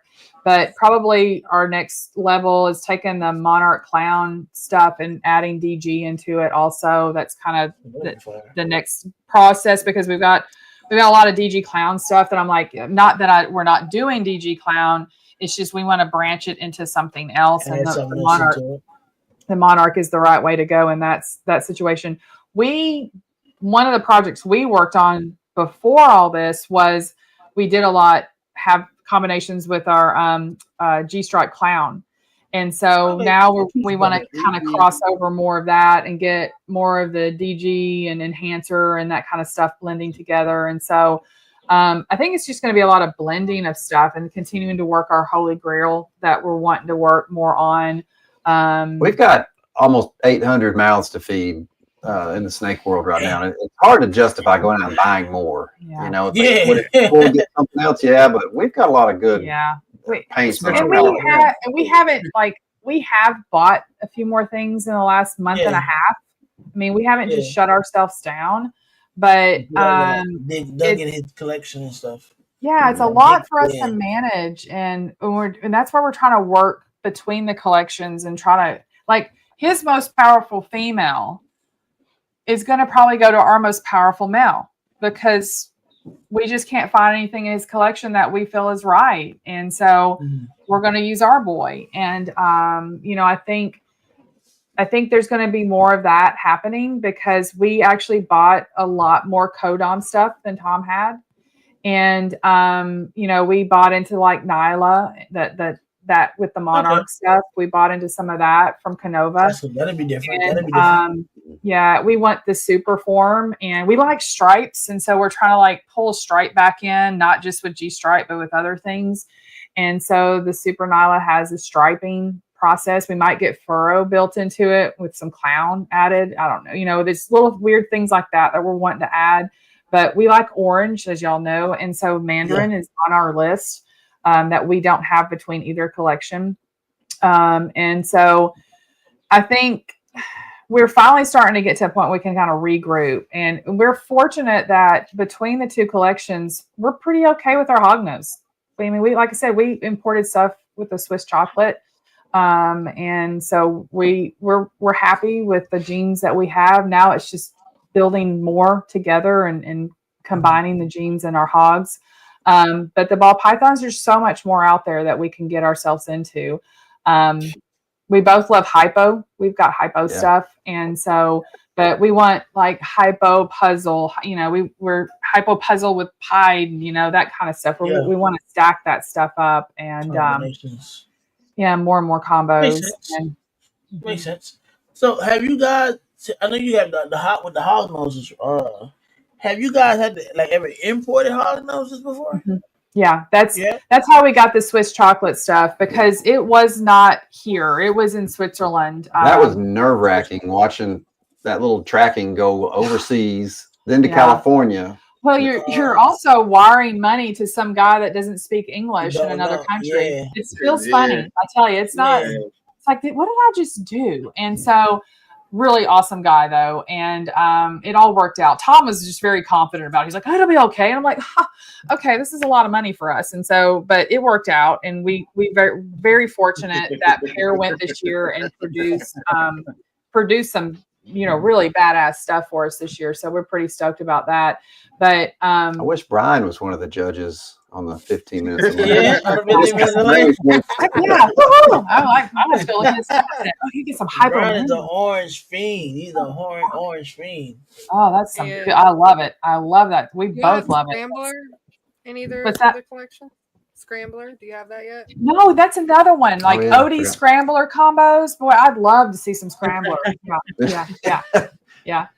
That is definitely another gene that I've looked. Actually, I was on Morph Market like 2 weeks ago looking at Scrambler stuff. We didn't know we were signing on for the reptile market tonight. Yeah, man. That's the orange king, the orange god right there. None of that's leaving. Yeah, I'll go dig around. And that's the thing, is trying to find Scrambler. I mean, the only place that's selling it, is up in Canada right now. I'm like, I don't have to freaking deal with getting a CITES for all this stuff. And it sounds crazy because we've imported stuff from Switzerland. It's actually easier to do that than it is from Canada. It's cheaper. I wonder what it is. It's just, it's Canadian situation as far as, I don't know why it's so much more of a pain. But when we did the Switzerland import, it was like $420 for shipping over here. And we just split it with Tom. And that's nothing. That's nothing when you think about how much they ship. And so they shipped it over. There was no paperwork we had to deal with, but they shipped it all the way to California because that was the importer. And then they shipped it over to Memphis, which is like the center of hell, as everybody knows when it comes to the center of hell. And then they shipped it down to Montgomery. Appreciate you. Yeah, but it was, that was the most nerve-wracking part, is just waiting for the animals to get to us. And then we're open to shipping out of the country too. A lot of hog nose stuff is back and forth between Europe. So and even how does that work? Yeah, you end up having to go through. There's an exporter up in like New York area. And you ship it up to them, and then they kind of carry it over into Europe, and then they usually end up syncing it up with one of the big shows like the Ham or Hooten or one of those, and then they disperse them at that point at those big shows. And the same when they import them in, it's usually a big grouping of them over there in Europe that are at those shows. They bring everything in. The exporter there gets all the stuff, gets it repackaged, and then they ship it over to the importer over here. So it's a bulk shipment. There's a ton of things in that box. And it usually only happens like, twice a year, depending on, That's what I was about to say. Do y'all not, hypothetically speaking, like, did that not make you worry sometimes? Because, like all kind of different things that they got going on in the python world or just snake world period, as far as like, bacteria, mites, stuff like that. That don't scare you sometimes, though? The mites don't scare me. Mites are fixable. Now, things like Nido and crypto, freaking a nightmare. But scary. It's just crypto. We just are not hearing it as a big a problem over in Europe. And so usually when they still package those things, they're still like in their groupings, even though they're coming in like a big container. They keep them in their own little segregated areas. And so they're a lot more, it's not like those big shippers. Oh God, we saw that happen a few years ago where they actually import in those big crates from some place, and they wild caught, and it's just dead stuff in crates. It's nothing like that coming stuff from getting Europe. Loose, running all over the floors. We saw that nightmare one time. We could smell it before we saw it. It was pretty freaking bad. They delivered those crates right in the middle of an ongoing snake show. That blew my mind. Oh, wow. Yeah, and there was like lizards coming out, running all over. God only knows what they were, because I think they said it came from Egypt, and it flew into maybe Miami and then to Atlanta, and they went and picked it up in Atlanta, and then they brought the crate to Chattanooga show of all places, and started opening the crate, and it was rough. It was bad, but that was like true wild caught mess of stuff. They've probably been in there for 2 or 3 weeks, honestly, in that crate. So coming in from Europe, when you're dealing with those exporter importer kind of situations, they're doing everything they can to keep all those animals kind of in their own little segregated area. So I don't worry about that. I wonder, do they at least give them like water or something, or they usually spray them? They spray them with something, or like the water, they mist them, or they even put like misted towels in there. So honestly, just keeping them humid, just them breathing that humidity is a little bit. They don't necessarily have to drink it, but that's a lot of times what they're doing at those kind of. It's a weigh station almost, like where they go in and they double check all the animals when they've come over on the plane before they ship them out to the next location. But it's fast. I mean, I know with our hogs, it was like 4 days they were in shipment, and that's not bad. That's what we would do on a show circuit. We'd load them up and go and then be gone for a couple of days and then drive back. So it wasn't like a terrible amount of time that those animals were in those shippers. So. Yeah. So with that, I know Tom imported ball pythons from Europe, monarch stuff. As far as I know, those were kind of also kept segregated because Nido worries me way more in that situation. But he had those like separately shipped in specifically from that breeder to the exporter, shipped right over. They didn't come in like groups with that one. So what does the exporter do? You said that they check over them. Are they checking to make sure that they're alive, or are they checking to make sure that they usually have to check, make sure they're alive. If there is paperwork involved, depending on what country they're going to, they're making sure all the paperwork, the CITES and everything, if that's necessary, especially if you're going to deal with Canada, they're going to have all that paperwork done, and they usually rebox it. So it's in a specific shipping box that's more for international shipping. So like if I ship my red line to the guy, he's going to repackage it into his own packaging system, but not the animal. The animal stays in its little container. Yeah. They don't take them out of there or anything like that. It always has their labels on it and stuff, the same that you would just ship into another person. Gotcha. They may redo the heat pack if it's necessary, or a cool pack if it's summertime. They may upgrade your pack if it's already been in there for like 48 hours. Okay. Gotcha. So how many shows do you plan on doing a year, or how many do you currently do a year? Too many. We don't really sit down and plan out the whole year, but we're averaging one a month. Yeah. And I think it's averaging because there's sometimes we do 2 a month. But right now, I think we're on the books for like 12 next year. Now, will that be forever? We're not planning on being like road warriors. It's just right now we felt the push to get out and kind of be at some of the shows that Tom had been at. We're wanting to reconnect with the community too. I mean, we've just been meeting so many cool people every show we go to, and they'll come up and tell a story about how they met Dad or how he sold them a snake. And so, man, that's worth it. Just for the trip alone, just to go meet these people. And it's cool to see their collections, and put a face to a name. Yeah. But I mean, like right now we're doing the Southeast Bob Boo's, I'll see y'all out here in Atlanta. Yeah. We'll be there in Atlanta. And then we'll do Tinley, and we'll do Dallas and ARBC. And we're also doing the Charlotte ARPE. Yeah. That's the one that Troy and Nick are overseeing, and they've done a great job. Say Daytona. Daytona's in the summer. And RBE. The Daytona show. We also just like I said, we came back from Slidell, which is Herp show, and we'll probably do the Slidell in the summer and the Slidell in the December again. And then there is a local show here in Knoxville that we're probably going to do in January. It's it's close, it's easy.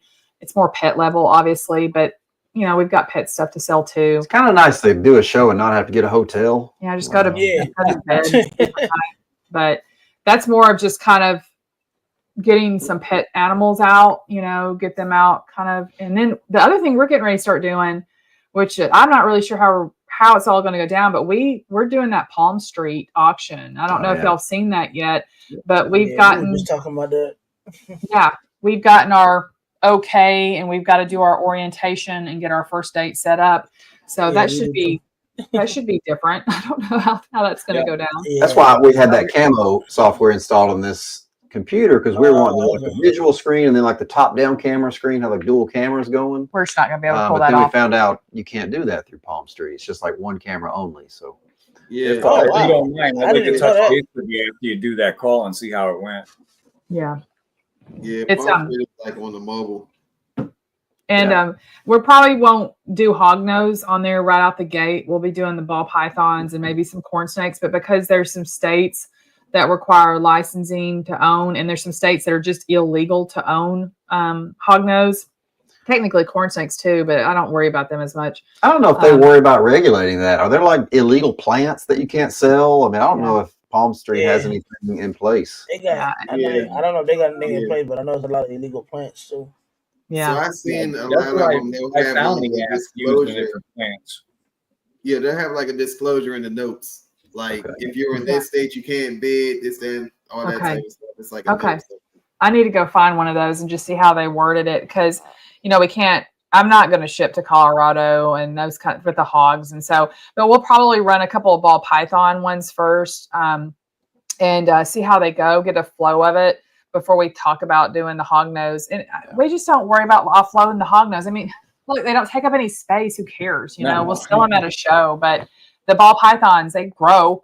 They start taking, they're like, we're shoving them in their containers. I'm like, y'all got to go someplace else because we're gonna have to move you up. And that's probably the first ones we want to try to work on, getting a little less numbers. So no, that makes sense. Nah, that's pretty what about the actual? Oh, I was about to say, so what? I know you said you like lychees, and I'm trying to remember what Josh said he liked. It's a chameleon. I'll take a panther. Chameleons.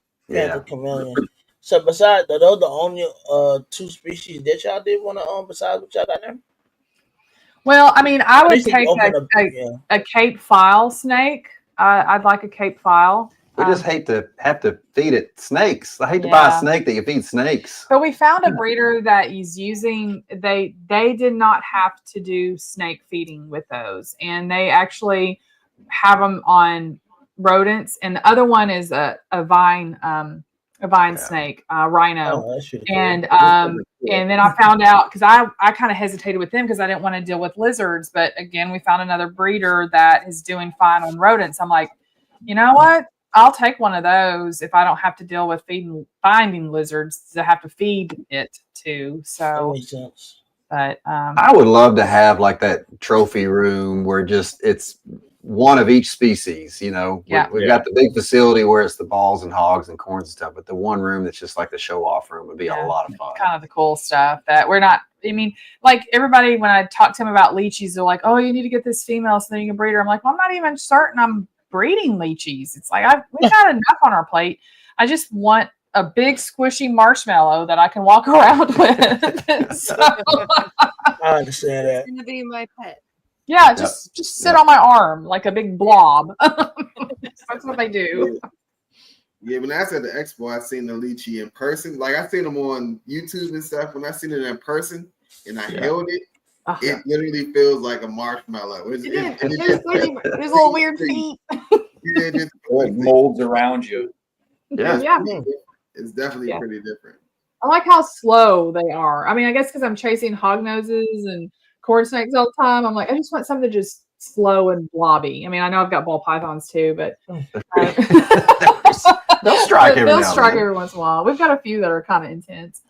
But no, I guess there's like, if I had like snakes, snake ones, rhino, snake, and Cape file are kind of two that, and I've looked at rosy boas. Those I'd probably breed. So that's a little bit more of I'm researching them more on their locales and that kind of stuff to make sure if I get into them that I'm breeding them correctly and I'm putting the right locales type situation together. I don't want to mess that up. I was going to say, who is this guy? I don't know who that is, but he's trolling. But I was about to say, go ahead. What you about to ask? I was going to say, growing up, I remember watching Dad. So Dad never took me and Ben, my brother, to the snake shows. I think the snake shows were kind of his escape. But I remember every so often he'd come home with some new thing, some green tree pythons or a caiman that we kept in the tub for a month till his buddy could come pick it up. And so we saw all the weird stuff growing up. Well, y'all had stuff getting Burmese up in the attic and stuff at one point. Didn't you got loose? Yeah, we had a big big Burmese female that got out of the cage, and she broke the metal hinges off the cage and got out downstairs, and we couldn't find her. And she had gotten up in the ceiling of the basement and wrapped around the hot water pipe. Yeah, and, that was fun to get that one in. So wait, so how did y'all like narrow that down that she was on the hot water pipe? That basement had drop tile ceiling, and one of the tiles had just scooted over just enough to make a little wedge. It was displaced. When Dad saw that, I bet she got up there. So he got on a step stool with a flashlight, popped his head up above it, and he said her face was just 4 inches away from his nose, and he about fell off the stool. But she was right there. But she saw the heat. In her enclosure, Dylan. If she was had over just stayed where she was at. Yeah, she was happy up in the ceiling. So, but that's crazy. I'm glad Josh got all those like weird he have like Amazon tree boas and like he had all kinds of stuff back in the day. So he got to kind of experience all that. And although I think some of those are beautiful, it's probably not our speed. I get bit by those little things. I don't need something with bigger teeth fangs, that take me out. Those things stick to you. I hear that. It said, "Don't fuck the girl." That's open. No, I hear that. So what's the most exotic animal that you had to work with in your line of duty?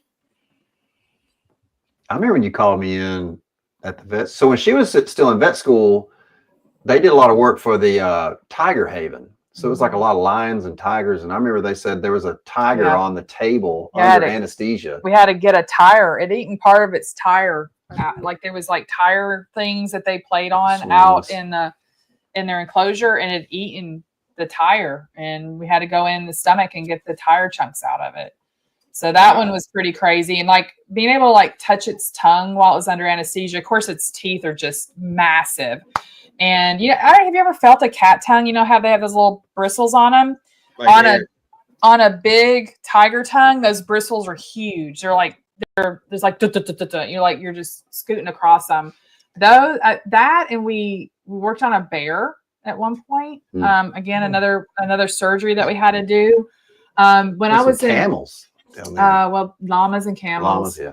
Then when I was in practice, when I actually worked for a guy who did exotic stuff, we worked on a few like smaller exotic cats that were really unusual. And, nothing too crazy there. I used to do like vasectomies on sugar gliders, like weird stuff like that. Oh, wow. Back in the day. That's like microsurgery. Like my hands are too shaky and old now to do that. But I used to do that back in the day. But now I work for a guy that we just do dogs and cats. And so I don't really see anything very exciting there anymore. Just the people. Yeah. But going to the shows now is kind of my fix to see like more exotic stuff. And I try to like keep myself where I'm not too much of exotics vet. Now I do help a lot of people. Like I, kind of recommend medications and that kind of stuff. But if it's something like hardcore, I usually recommend them to a veterinarian that I used to work with that does still do a lot more exotics than I do. So. Dylan was asking, have you ever worked or seen Borneo Ellis monitors? I have not. I actually have not done a lot of work with monitors. I mean, we've got friends that have monitors, but I've never actually worked on one. So. Yeah. You have to go to his page. That thing is it's literally a mini Godzilla. Oh, really? That's a big monitor then. Dang. No, it's small. It's actually small. Yeah. It's a little one? Yeah. It's pretty cool. But the way it moves and everything, it walks vicious. like that. Yeah, it's a little vicious little thing. Yeah. We have a friend that has some dwarf monitors, and they're kind of fun to watch to go feed. He gets the dubia roaches out, and those things just like kind of leap through the air and grab them and stuff. Yeah. I'm like, that's kind of cool. That'd be fun to have. I mean, another creature to have to feed something different, but those we do like looking at them. Yeah, so. yeah. No, for sure. If y'all had to give anybody that was coming into the hobby, like new breeders or new keepers, one, and you could do one each, but one main thing of advice, what would you give them or tell them? What would you say? Get the pet that you want. I think a lot of people try to justify, well, if I buy this, I can breed it to that, and it makes sense to do this. But when when you first start out in this hobby, you are drawn to that visually attractive thing that makes you go, ooh. And I hate when people lose sight of that. They try to turn it into a business, or they try to make it make financial sense. It's like, and it's real easy to get off the track of what raises your eye. Yeah. So, yeah. I mean, I remember like people bagging pinstripe, and I'm like, I still like pinstripe. Okay. But that doesn't mean you have to get rid of it. You just throw it in DG or a Xanthic, or, you put it into other stuff. You can still have it, but you can build up on it. You don't have to just get rid of it because it's not like the cool gene anymore or whatever. And so at these shows, the people who don't have any pets point at the pieballs and the bananas. Yeah. They love them. Yeah. And so there's nothing wrong with there's that. nothing wrong with still enjoying what your eye enjoys. You can still enjoy it, and you can still make it a marketable business. And I guess probably for me is make those connections with people. Do not hold back. When you're at a show, go talk to people, go get connected with people. You will learn so much more, and you will have that basis to help you. You'll have those friendships to help you hash it out, like, coming up with breeding plans and stuff like that. I don't think hiding breeding plans always makes a lot of sense. I think you need to kind of work it out with people, have those ideas, and those friendships to me are more important than anything else in this community right now. And then in building on those and teaching each other and helping each other. So I respect that. That's real. Definitely some good advice. Dylan was also asking, would it be okay if you picked your brand after the show? We would like some recommendation and emergency for beds. Yeah. Oh yeah, I have no problem. Just send me a message. Like, usually I'm best with Instagram DMs. That's kind of the thing that I see the most. I'll do Facebook, but I sometimes miss those. But yeah, no problem. I may not answer tonight because I'm had the longest freaking day ever, but I'll definitely get back to you. I hear that. So before we go, I'd like to conclude the show with you guys walking the plank. Just a series of like hot, kind of like, so if you've been on the More Forward show, they have like hot seat. So it's kind of similar to that, a series of random questions that Banner is going to ask you guys tonight. Oh boy. So everybody else is going to slide. Stretch a little. Let's stretch, get warmed up here. Let's see what she's going to throw at us.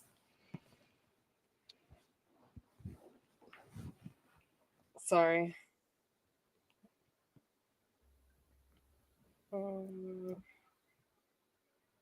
Okay. Try to find my notes. Your notes. Are you more of a glass half empty or half full kind of people? We're half full. I'm half full, yeah. Yeah. What kind of music do you guys like to listen to? Who's your favorite artist? My favorite band, like if I can only listen to one, is 311. I'd probably say the same. We're 90s grunge, new metal kids. Yeah, 311. But we do listen to a little bit of metal. We hate country music. Yeah, anything but country. Or pop. Or pop country. That's what modern country is pop. Yeah, that's not our style. So who's window seat and who's aisle seat if you guys ride on a plane together? I get what I want usually. I prefer the window so I can kind of look out and take a fresh breath, but sometimes I'll let them have it.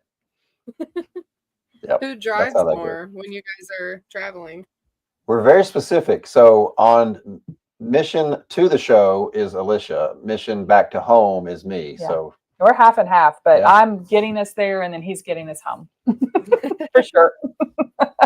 The biggest fight we ever had was I took a left turn when I should have taken a right turn because the left turn is more efficient. I about killed him. She was hangry. I wanted my food. He went the wrong way. I thought she was going to sugar glider me. How dare you? City or country? Country.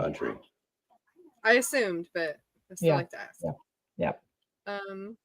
Where's somewhere that you guys would like to travel you haven't been? Galapagos. Yep. Mm-hmm. Yeah. For sure. Do you prefer YouTube or Instagram? Ooh, that's hard. Probably YouTube because I get more information from them. Like I'll learn stuff. Yeah. If you could time travel, would you go to the past or to the future? Oh, that's a hard question. That's tough. I'll probably go to the past and say something to somebody that I didn't say. Something like that, probably. I'd give anything to have one more day with Dad. I Yeah. definitely want to go back and see him one more time. Yeah. It's a good answer. Animals or people? Oh, animals all day. Animals. All day. They don't lie.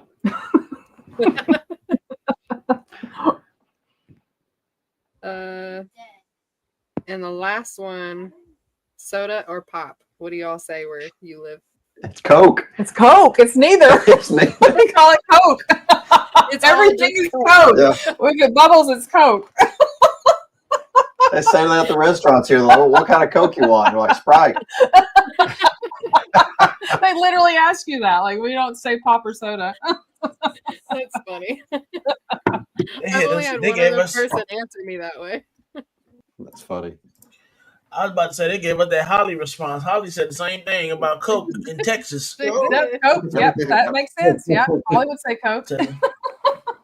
I said that was so different. I said okay, but What do they everywhere's say in different, Atlanta? What do you say in but Atlanta? Pop or soda? Soda. Really? You don't say Coke there? Huh. That's where Mind you, the Coca-Cola is from. Mind you, the Coca-Cola factory is here, right? Yeah. Confusing. Nah, we call Coke a Coke, actual Coke a Coke. Yeah. We call know it- it's wrong, but that's just what you say. When in Rome, do as the Romans do. I see. Well, maybe I'm in Greece. I'm somewhere else. But it's different. But it is what it is. But no, on a serious tip, I am definitely appreciative of you guys coming out and kicking it with us, man. Y'all have Thank been you. great guests. Yeah. Thanks for tolerating us through all of our technical glitches. That was a challenge. No, that's cool. We always have technical issues every week anyway, because Yeah, I guess the you got 5 internet people, and or stuff like 5, entities. It can happen. Yeah, it makes sense. it yeah, does. so it's cool. It's usually DJ. Leader of the pack. Yeah. I'll take that. But no, I definitely want to give you guys your flowers and definitely shout out to your dad, man. He was definitely a pioneer in the game, and he definitely did, a lot for this hobby. And and now it's like, he passed the torch on to you guys, and just seeing what you guys have been doing, and just keeping his memory alive is pretty dope. And I definitely commend you guys for that. I want to give y'all flowers for that.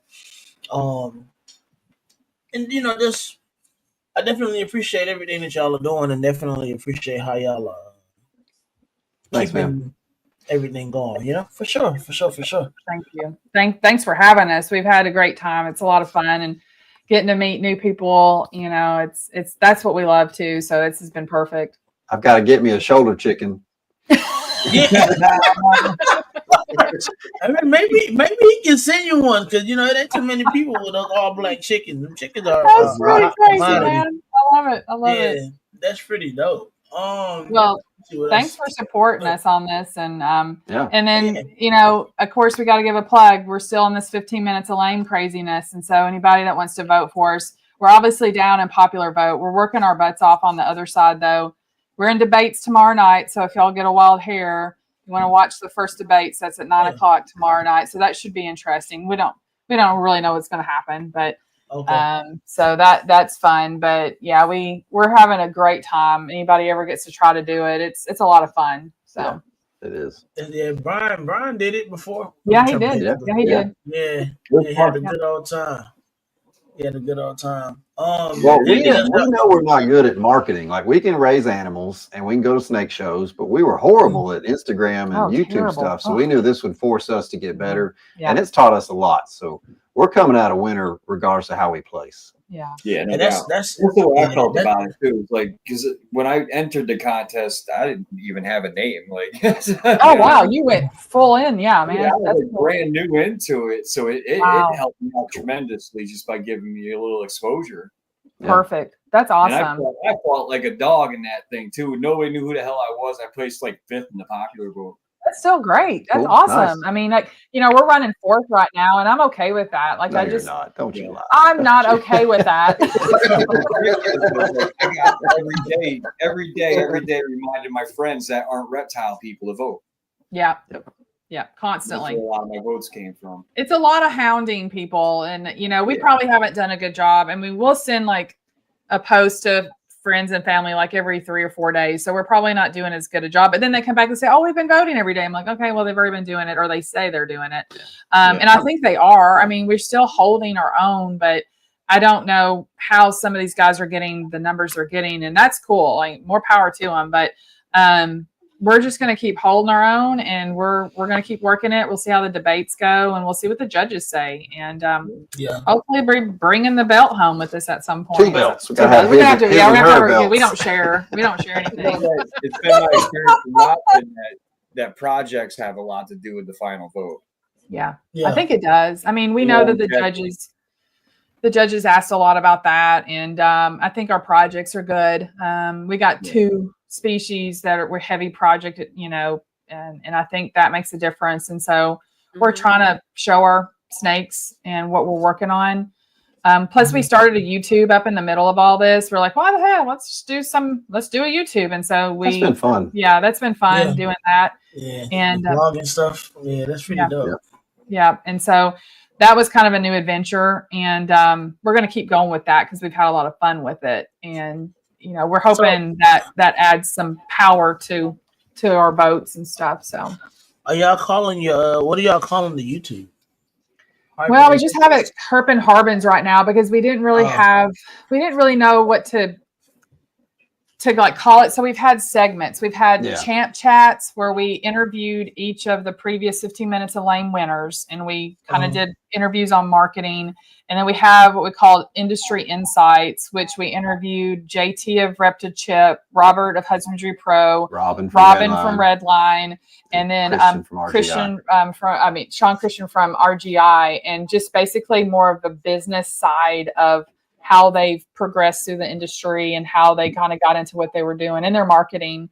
Because we feel like a lot, you know how it is when you did this competition is a lot about marketing yourself and your brand. And so we feel like ultimately that's what this whole challenge is who's the best at marketing. And so that's why we kind of focused on those marketing things. Yeah. And so that's pretty much what it is, to be honest. Yeah. Especially the popular side of things there. Is the marketing. Thing. The whole thing is like you have to pretty much sell your brand. Yeah. Entirely. Yeah. It's pretty cool. And I think it does help you find your brand by learning how you need to promote yourself and how you want to represent yourself. And so we've done our reels the way it works for us and who we are. And so I think that's just kind of a learning process too. So. One of Dad's sayings was, no one on this earth is coming to save you. You've got to fight for yourself. Yeah. That's real. Yeah. That's a real, who you going to be, the bear or the, never mind. It's a good saying though. It's a good saying. Yeah. It's a very good saying. But before we go, before I give any final remarks, y'all got some merch y'all want to show off? Anybody? Oh, it's still in the van. Yeah. That's a sweet shirt. Manna has something special for y'all. Yeah, I like that. Yeah, that's a real dope and shirt. it's not slacking on that. Yeah, nice. Hey. So you'll like, Alicia's bringing in one. You'll like this. Yeah.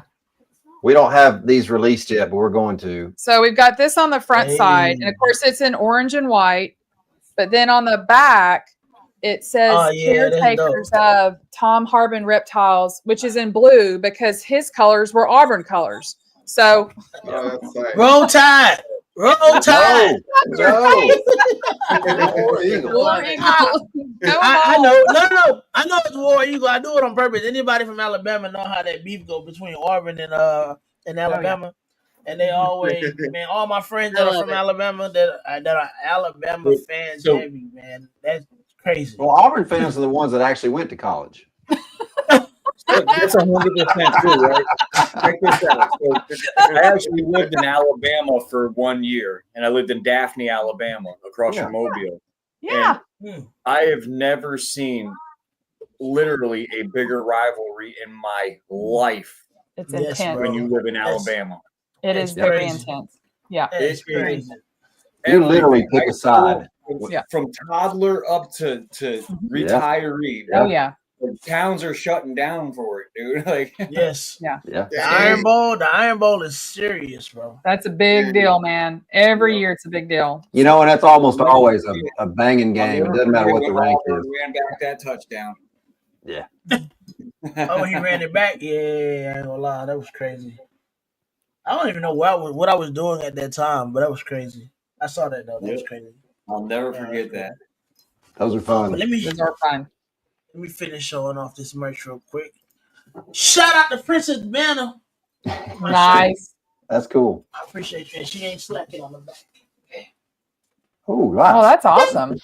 Gang, gang. Yeah, so I don't want Banner to say I ain't never show her merch off on the show. She might, beat me up. I don't want no smoke. Who you got on, B? Oh, hold on. And shout out to the Bomb Project, Bomb Squad. yeah. Y'all not a part of that Patreon. Y'all might as well come on with it. Don't sleep. All right, go ahead. Same. And then I got on my exclusive. Oh, yeah. one. My cousin made this one for me, so it'll never be duplicated. Unless I ask him to, maybe I might do a giveaway for this one. But yeah, that's all I got today. Normally I got on the Walmart, but now today I want to Where's the chicken? Yeah, where's the bird at? the chicken. Dylan, you must be talking about Banner. Banner gave me a crazy look. That's crazy. And she even nodding her head and everything. Shout out to the star of the show. Look at that. There it is. Bro, That's that the War can't Eagle be right there. Look at it tweeting. the same. Is that really the same chicken that you hatched? Yeah, it's the same chicken. It ain't black no more. That chicken got big fast, bro. Pause. Man, look, I don't know. I just feed the daggone thing. Listen to it. It's pissed. It ain't messing with you neither. Nah, Bro, who you got on? Just did. Look at his Breast camera. cancer Look at his awareness. camera. Shout out to Brian supporting breast cancer awareness. I don't think I'm slacking. Oh, yeah. Oh, okay. Oh no, you're not slacking. Bump cancer. The camera, it just makes me so mad because it literally zooms in when it needs to and everything, bro. Like you didn't even them around too. It follows them and everything. Yeah. Like it just knew I'm gonna zoom in right here. I'm gonna do look, he's showing off now. We gotta get him. Brandon don't know yet if it's a boy or a girl. Yeah, I don't know. Yeah. But no, once again though, You're definitely welcome. appreciate you guys for coming through, showing love and just giving us a little peek into your life and just letting us see some cool snakes and ask you questions and pick your brains. Don't be a stranger. I definitely would like you guys to come back on in the future. Yeah, we'll definitely, try to circle back around and, check I'm in gonna on you reach out guys to and see you. how I everything's think- going too. I think I want to hard nose, but I mean y'all kind of like unsold me. So I might just get a We'll coach you. We'll coach you We'll through coach it. you through it. You once you have one, it's like you can't stop getting more though. It's like chips. You can't just have one. They're freaking awesome. Oh no, they Brandon's might. really I bad can with have bites. one. I can Listen, have if a one. ball python bites him once, it's gone. It's Oh, gone. no. He's sensitive. Oh no. So Slings it If it across bites, the room, huh? if it bites, it take flight. One bite, Oh, takes dear. flight. I guess you're a bird guy, huh? Yeah, you're a bird guy. yeah. But that's the thing though. The bird was pecking him more than the snakes. I know. I saw it sitting there eating his hair. Yeah, it's different. It's different. Whatever helps you sleep at night. Whatever helps you sleep at night, sir. For real. Yeah. But yeah, that's, And I'm gonna that's definitely crazy. reach out. I definitely want to. I want a super condor. That's the Definitely. ultimate. Snake. They're beautiful. They're beautiful. Yeah, I love it. I I mean, hate you got selling them, I them keep them raptor all. gloves, don't you? We do. Who? The raptor gloves. Oh yeah, I definitely Yeah, got it'll be those. fine. Go through that. I don't think he can hold that snake with them gloves on, bro. I don't Yeah, think. definitely do have the Dylan is raptor. wild, bro. Dylan is wild, bro. Oh my. This is why I say Dylan. This is why I say Dylan is the ball python. He's not even he's the reptile hobby bully. Dylan is crazy. That's the menace crew, bro. That's the menace Yes, crew. man. Yes, definitely a man this road, but I love him, man. He's funny. He's definitely funny. He's definitely a dope supporter. But yeah. Other than that, man. Let's see what else I got. What little announcements I had. Once again, just to let you all know, please hit the like, sub, and subscribe, and leave a comment. Also, You know, go we love that. subscribe to Herpin Harbins YouTube channel. They just started off. So. Yeah, Yeah. thank you. Let everybody know where they can find you guys in case they don't know. I know you said YouTube earlier. Let me blow y'all up, bro. Yeah. We're just straight up Herpin Harbins on Instagram, and it's just Herpin Harbins on YouTube. And so we kept it simple because we're simple. we can barely remember what we're doing most days, and so it's straight Herpin Harbins. Cool. Would you guys ever get a TikTok? We do have a TikTok. It's not probably the most active thing. I mean, I think we've got over 500 followers now, but I've only posted maybe like 8 to 10 little reels. And we did a live with Constrictly Business a couple months ago. That was fun. I'm still not real savvy with it, and so I don't know what I'm doing while I'm on there. There's so much stuff happening. There's a lot. There's 700 buttons on that screen. When you're on a live watching somebody, you're like, when you're on live. Yeah, when you're on live, it's a lot. It's a lot going on that live. Look, we got y'all to follow that fast. Look at that, boom. Sweet. Nice. Thank you. Look at the little birds in there now. Nice chilling. He's dialed in. On TikTok also, Brian can probably link you with a guy on TikTok. He's big on. He has all types of animals, and he has a show on Sundays. At what time is John's show? 5. Oh, you talking about 5 o'clock on Sundays. Yeah. What's his name? John's Creatures. I co-host with him on Sundays, and basically we just get people on there and show off snakes. We don't really talk too much about background. Okay. Yeah. It's just a show off. Straight to the animals. Yeah. Okay. That's cool. That's fun. Yeah, that's fun. Yeah. Yeah. We're gonna have to figure out some kind of like clear tube or something we can put the hognose eggs. They're tough. They're wiggle hard worms. to hold. And that we did a one like last week, and I got a hognose out and just sprayed still on my computer. It's like musk all over the computer and everything. And I'm like, that's not what we're needing to do right now. They can just be gross like that sometimes. And so see, I was unsold all over again. Unsold all over again. But yeah, the only other announcement I got is next week is the Christmas week.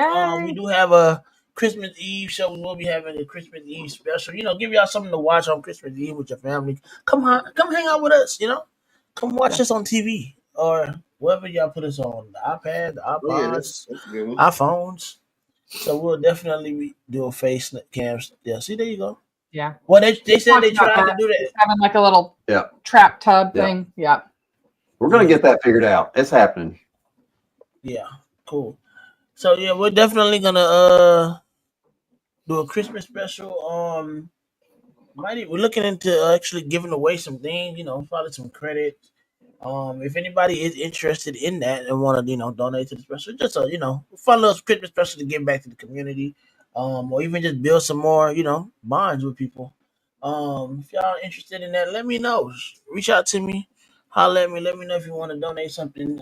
Whether it be merch, shirt, anything. Just doing a little fun little giveaway, something similar to the 12. What was it? 12 days of Christmas, something like that. So yeah, so it'll be something fun to do. Just get people involved. But and you said show and tell Sundays. But other than that, man, that is all I have for tonight. Anybody want to add anything before we bounce?